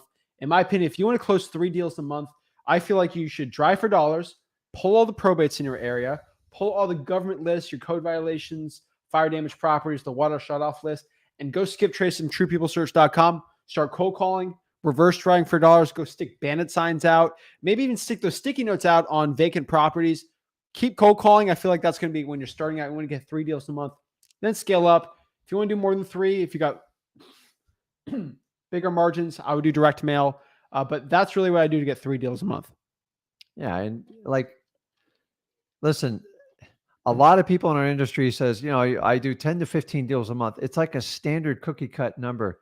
Honestly, I've done 0 deals in a month and I've done 15. Like it's this business, you need to look at it per quarter, per year. And then the other thing you want to do is focus on profit. Because if you can do some like 6-figure deals, which would you rather have, a 6-figure deal or like a $3,000 deal? I'm not knocking on the $3,000 deal, but like I find the person that's doing 10 or 15 deals, when they get down to their net, they're working very hard. And like, how much money are they enjoying? And really, how much time are you enjoying at the end of the day? And that's where like, I don't focus on like yes, I want you to get deals, but set quarterly, twice a year, biannually, and then your yearly, because if you're just going to count deals, like you can do deals and not make money. But I'd rather you do 5 deals that made $150,000 than to say you did 50 deals that made $3,000 each. I agree. Curtis says here, do you need a real estate license to wholesale in Ohio? No. Let's see here. Michael says, how would you structure a wholesale deal with a property that has a reverse mortgage? Honestly, you got to look at the reverse mortgage. Yeah. Each one's different. Most of them are not good deals. Unless you catch it really, really early. Yep. Reverse mortgages, they're non-negotiable. You're never going to get them discounted. And even when they get way upside down, the bank just forecloses on it and moves on. So unless you catch them early, they are designed to be like, I hate to use this word because it's used against us wholesalers, but it's predatory. Like they know exactly what they're doing. You know, they give you like 2 or 3 years to sell the property after someone passes away. You know why they do that? So they can bleed all the fees and the equity out of the property. So there's no talking to a bank about a reverse mortgage. It's just a payoff, and it's yes or it's no. That's it. So look at it as a lien. Boom. Hey, what is up? How's it up? How's it going, Brandy's from Fort Pierce? Again, good question asked here. What marketing gets the most leads? In my opinion, for the most leads, it's going to be direct mail, obviously. But wherever you spend the most money, if you spend more money in cold calling, you're going to get the most leads from cold calling. Generally, if you have no money, what's going to give you the most leads? Technically, pulling like code violations, I would say. That's going to be probably the biggest list, or the tax lien list, and go to town on that. Pre-foreclosures. Driving for dollars. Driving for dollars. That's going to give you the most leads. So, you know, it's where you focus your attention, and then go deep on one until you have success on it, and then decide how you want to expand from there. Can I do this? Can I do this one? Can I do this one? Yeah. Oh, I don't see it. Tom. What's up, Tom? Tom's upset because I blocked him from my Facebook group. He had some very interesting comments about me. And I decided to leave it. In my opinion, Tom, I don't think the comment you said was respectful. I didn't see it. I'm not gonna. I won't mention it, but you call me names. I don't call it respectful. If I'm being called childish and immature, and I don't know what I'm talking about, and you're just berating me, I'm gonna get out of the group. Like I don't want those people. No, and he berates someone else. So that was a cute one, Tom.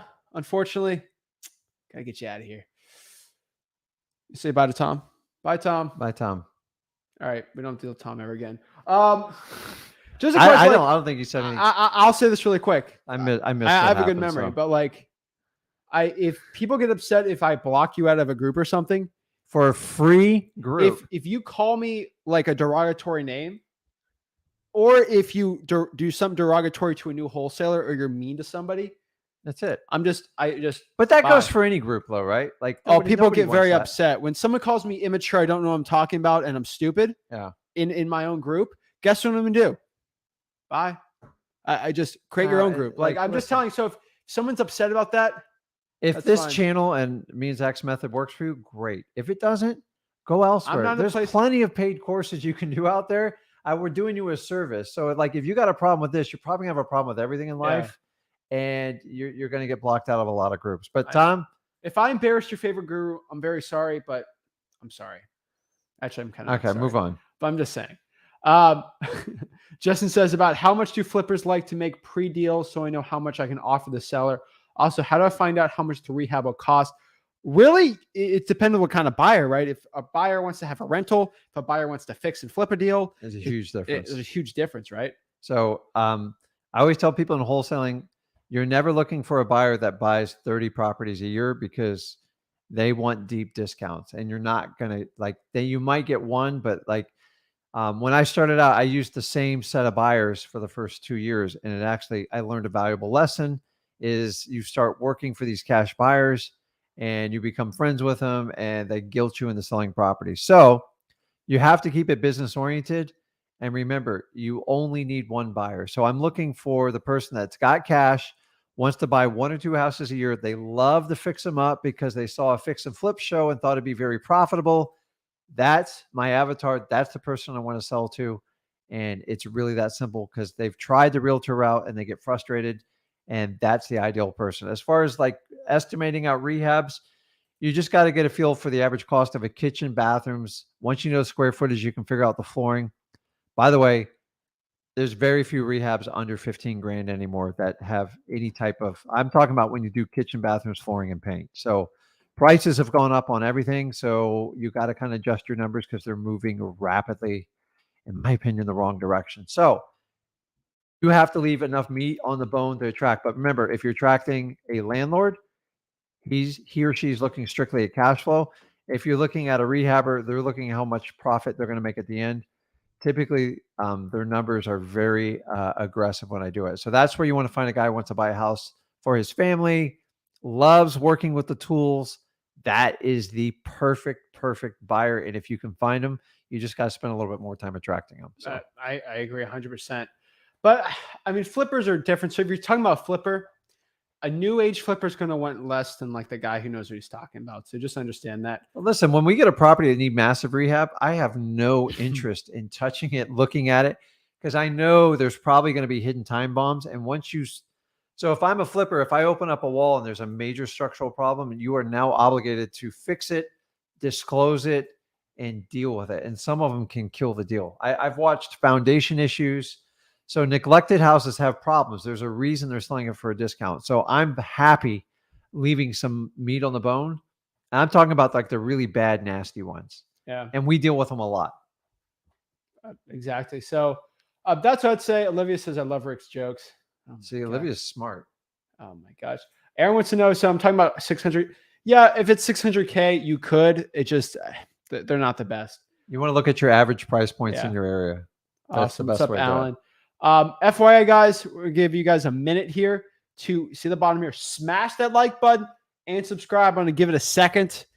Guys, everybody watching this, I will be doing nothing for the next 30 seconds except telling you guys to smash the like button, subscribe, because I know people say, oh, I was writing notes, I can't like the video. Yeah. You know, I'm like, well, stop writing the notes. I could Smash tell, that like I button could and tell subscribe. some jokes in No, between. no, guys, Rick will say jokes if you don't like the video. That's the penalty phase? That's a penalty. Yeah. Jesus Christ. Oh my gosh. Okay. Okie doke. No jokes. Oh my gosh. I had a good one too. A wholesaler walks in, a realtor. Give me a joke. Give me a joke. I'm What's your actually joke? I'm terrible at jokes. I'm good at like one-liners when my son's involved. So I'm telling you, like what? like What is it? like you eat me out of my house. What? This kid eats more food like when he comes over. It's like my house I is eat the a ton of grocery food. store. I You guys ever have this problem with your kids? Like, hey, dad, coming over. They just raid the fridge. was the one They doing start wrestling. ripping stuff up, and I was then tough too. dishes are spread out everywhere. Me and my Oh my wife look around gosh. like, how old is this kid now? It's like, it's just Oh like my when he was gosh. like 6 years old, ripping through the cereal boxes. This kid's obsession with cereal, ripping through the box. And I That's great. share this with you guys to go, like, he's actually a regular person. Like, so many of you guys see the business side, and I see both sides. And if you guys have kids, you understand it. It's just kind of funny because a lot of people go, hey, is Zach really like that in person? I go, dude, I'm like, what we do, we spend a lot of time together and like we have a lot of fun. But if you spend a lot of time with family, sometimes you just want to like, strangle them. But it's we have a good time with what we do. So it's he's actually a normal kid, guys. I call him a kid because I'm his father. So it's like your kid's always your kid, no matter how old they are. So Perfect. Let's see. Let's see.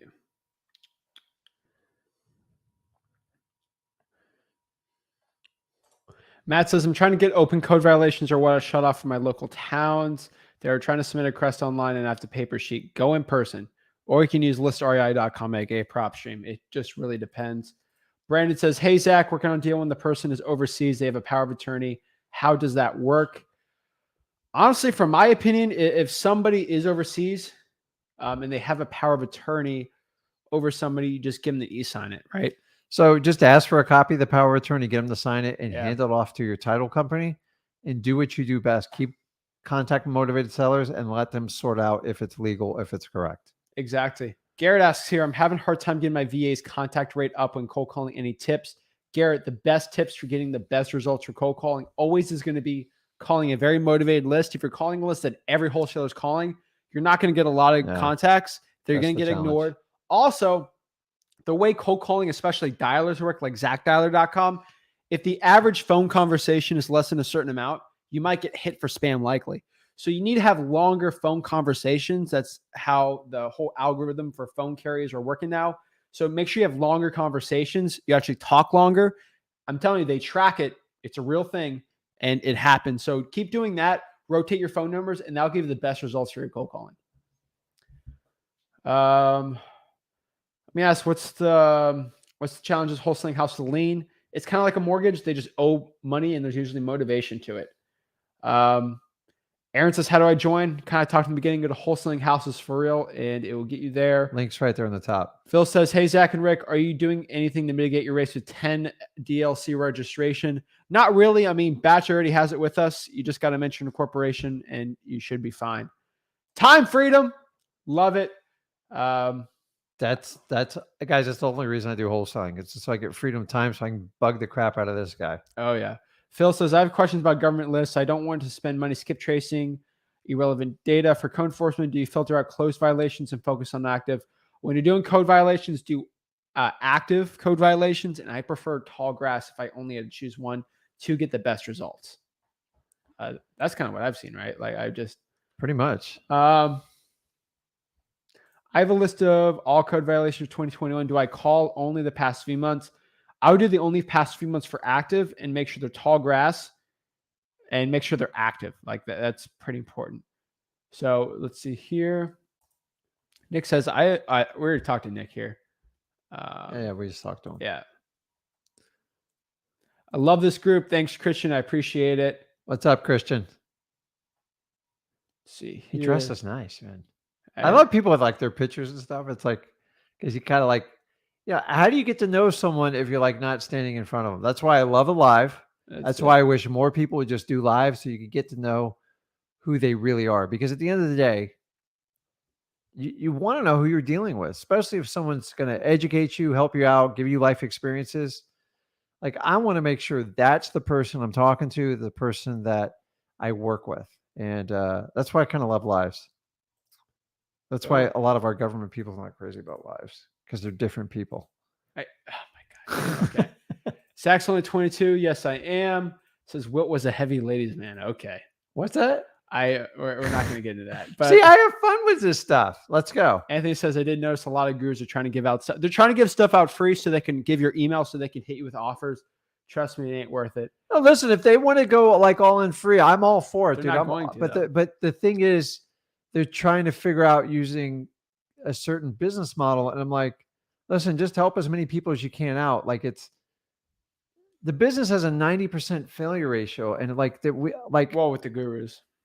Yeah, I think that needs to be fixed. How, though, that's a whole nother debate. But like, I think everybody wants to help everybody out. I don't doubt it. But the problem is you either chase money or you help people.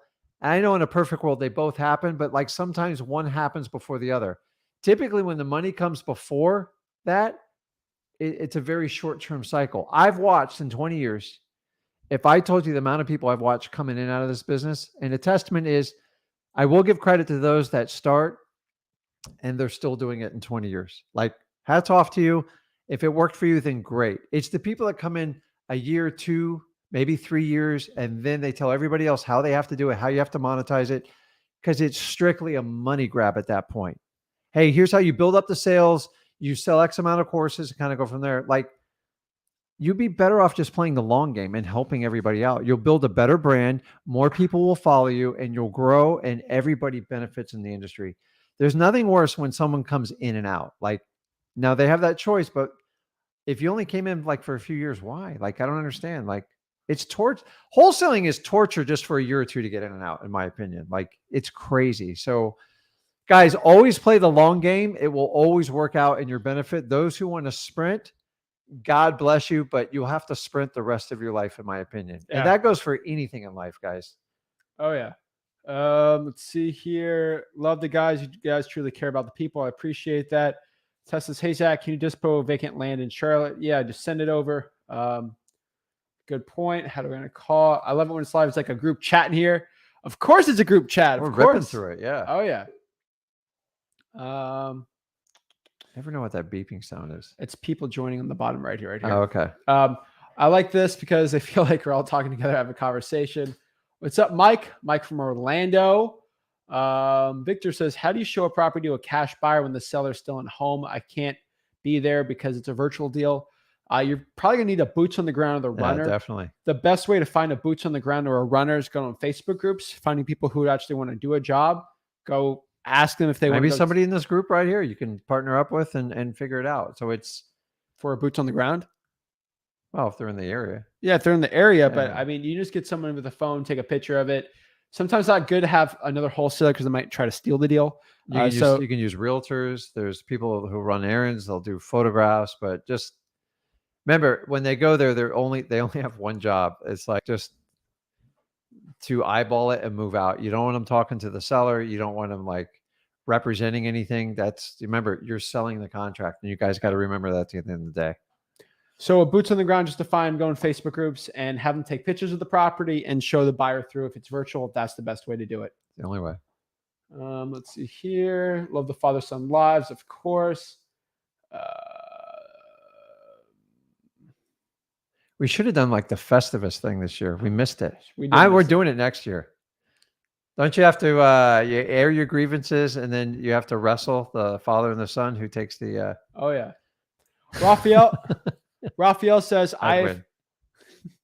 Raphael says I've heard many numbers for the percentage for the discounted for the end buyer, like 70, 85%. SoCal, what is the proper percentage for discount properties for the end buyers? ARV minus repairs minus what? So general rule of thumb, just because how crazy things are, if your ARV is under 100, 120, it's going to be ARV minus repairs multiplied by 70%.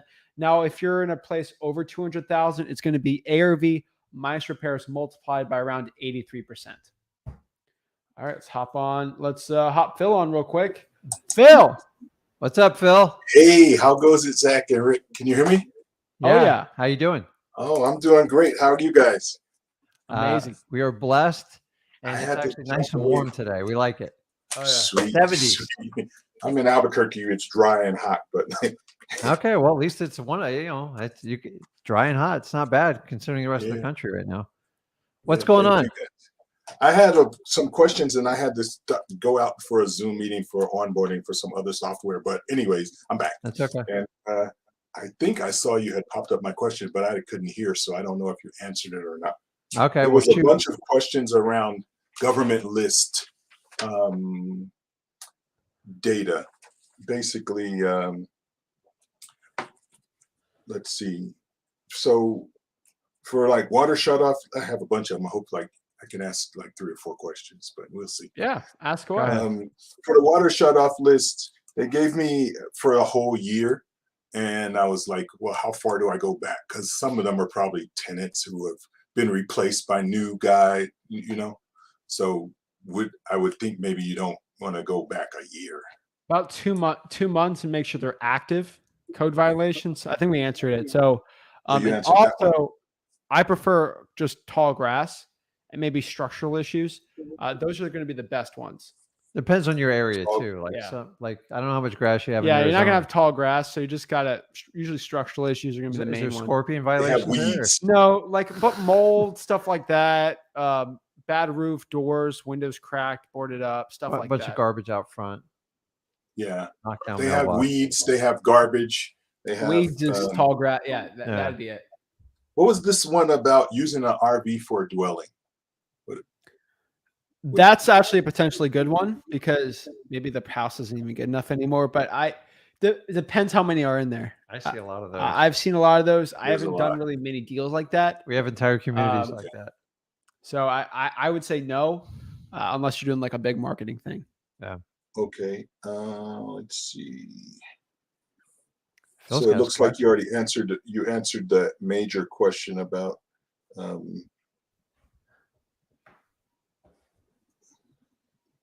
that one. So I don't want to waste time asking it again. And then, did you ask? Do you have a formula for like for liens? Do you probably don't want to pursue liens less than a couple $1,000? I'm guessing. I don't know. And any particular types of liens? Oh yeah, that you- liens. All liens are great. If there's enough equity making money in it, we like those liens. Liens just kind of point you in a direction. There could be a motivation because the only way you get a lien on your property is you don't pay a bill outside your mortgage. So like if I put a lien on your property, it's because I try to resolve it with you. And then I usually go get a court order. And then I go, okay, fine, Phil, if you're not going to deal with me, I'm going to put a ticking time bomb on your deed. Mhm. Like code violations, perfect example. We get someone that didn't mow their lawn. They get a violation. They get $100. They say if they don't rectify it in the next 30 days and call back for an inspection, which nobody ever does, they have the right to charge them $100 a day up to like $50,000 for a lawn cut. Wow. And to me, it's like, I get it. The city wants people to pay attention, but So most people mow the lawn, like say, they live in another state, grandma passed away, they mow the lawn, they're figuring out how to get it ready. And sometimes they wait years. Some people have hardship. Like if you ever dealt death with a family, it's hard when you walk in that house, all the memories, the smells, everything comes up, and they'll wait years. And then they contact someone like this, we're going to buy it. I go, yeah, I got some bad news. You got like a $50,000 lien from code violations. Like, no, I cut that lawn. Did you call them for an inspection? So that lien points me in the right direction. And it could be a sign of some sort of struggle. Remember, we want to help them, Phil. We're not looking to take advantage of people. We want to help them solve the problem. A lot in that case right there, I got the lien down. I knocked it down like $45,000. We got it to a respectable number, and everybody moved on with their life. Just like that. That's great. So liens will point you in the direction of motivation. Right. How much motivation? That's your job to find out. So if I get a lien list of 50 people, the only way to do it is contact 50 people and find the few people that want to work with us. I wish they would tell us which one's like a doable deal or not. But remember, all your prospecting, all your motivated sellers, they're going to come from some sort of list. If it's driving for dollars, if you use listai.com, it doesn't matter. Your job is to reach out and find a sign of motivation using the 4 pillars. You agree? I agree. Okay. What else you got, Phil? One last one, fire damage list. It just says fire, dwelling fire. You don't have any idea of what kind of damage there was, or so you just call them. You got to call and just ask. Yeah. So they just get flagged. And once again, sometimes there are little kitchen fires that there was some structural stuff and the fire department got called. Other ones, like, 3/4 of the house got burned down. So once again, you got to dig in. At some point, these houses have to be brought back to code, get fixed. And if there's an opportunity for you and the motivation's there, that's great. So all these things we're talking about are ways that point you towards a motivated seller. I wish, Phil, there was a master list. Hey, these 10 people will sell for a great deal. Mm-hmm. Like we'd all be out of business if it was that easy. So you have to go through and work through it. So if you call in a list of 50 people at motivation, understand probably 40, 42 of them have no interest in speaking with you. Like you have to be okay with that. So. Right. I did see one city had a fire list that said that was a little bit more granular in it. I saw a lot of fire restricted to the chimney. Would that be something to pursue or just ignore because the chimney? Once again, it's a clue. You just got to call. And if you have a clue, point you in the right direction. And then you can just, once you have a conversation and talk to people and get to know them, they're going to kind of fill you in, or they're not going to fill you in. So it doesn't matter if you're doing high equity, absentee owner, tax delinquency, fire properties, fire wash. It's the same process for everyone. You have to snuff them out and see if the motivation exists. And the only way you can do it is by contacting the people and talking to them. There is no shortcut on this. How you do it, some of us do it all by ourselves. Some of us have teams that do it. We all have to do the same thing. How you do it is up to you. Yep. Make sense? Yeah, it does. I want to thank you guys again because gurus are still trying to get in my pocket, but I refuse. I'm just coming here and getting it free from you. No, we want to help out as many people as we humanly possibly can. So I appreciate it. And if this channel works, keep in tune. We appreciate you, Phil. Thank you. Appreciate Thank you. Take care. Oh, yeah. Thanks. All right. We got one last question real quick. Says, Zach, I could use some drive inspiration from your 17-year-old self. Well, you got to go back in time now, huh? I guess You're like an old man. Now you see what I feel. Zach, I could use some drive inspiration from your 17-year-old self. I'm really struggling, and I almost feel like it's impossible for me to get my first deal. Let me tell you right now, if you're struggling, if you need inspiration right now, the only thing I can tell you is it's like, if not now, then when? Like, you only have one life. And if you're struggling right now to get your first deal, just what if? Like, that's the only thing I think of. Like, what if I don't do this? What if I don't take the action to get my first deal? What if I just stay at where I'm at now? Are you okay living the 9-to-5 rat race? Are you okay with that? Or are you okay at actually doing action that's actually going to change your life? I promise you, the future version of yourself will thank you. And this is the time to go out, put your head down, and grind. If you feel like you can't do it, you got to keep going. The biggest difference between people who become successful in wholesaling versus not, they're both hit that wall where they think they can't do a deal and they want to quit. The difference between the ones that become successful versus not are the ones that keep consistent. Not the ones that feel like they're confident they can do really well with it. It's the ones that just keep going through it. The ones that keep taking action and eventually go through it. If you keep consistent with it, if you never stop marketing, if you keep talking to sellers, you will persevere. Just the ones that are successful, keep going. The ones that aren't, just quit. It's up to you. And keep in mind, I didn't take this jump till I was 33. So you're already 16 years ahead of the time. And honestly, your youth is your greatest asset. It is not a liability. I always taught Zach, your youth it's the future. If you learn and put in the time now, it's never this perfect journey. I don't know like who's selling this stuff.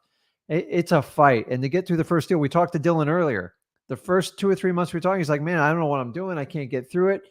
One thing I always teach, consistency, keep at it. It will come. Everyone has a different pace. We're all in different markets. We all have different skill sets. We all have different superpowers. But one thing is, if you have a definitive why and why you want to do it, and you don't want to follow the path that's been presented to you, make the change. Because guess what? You can always go back to your old life. It's really easy. I want to show you the opposite. So you're at 17. I would trade anything to go back to your age other than my family and experiences. So you got to look like you just won the lottery and you got to run with it. Being 17 with the power of the information available today is unbelievable. It's up to you to harvest that opportunity and only you dictate it. Don't worry about what everybody else tells you around it because they've accepted the normal life. I'm going to tell you, the normal life sucks. You have the ability to change it. This kid can do whatever he wants from age 17 on, period. End of story. You're no different. I waited till I was 33 because I just didn't have a good roadmap. So we're developing. His kid's going to start when he's probably like 1. So dude, your age is a huge asset. Run with it. You just won the lottery. Honestly, you can learn this business really in 90 days, in my opinion. And you're a smart kid by just tuning in this channel. So keep it going. Exactly. Guys, thank you so much. Check it out, freewholesaling.com. We'll see you guys soon.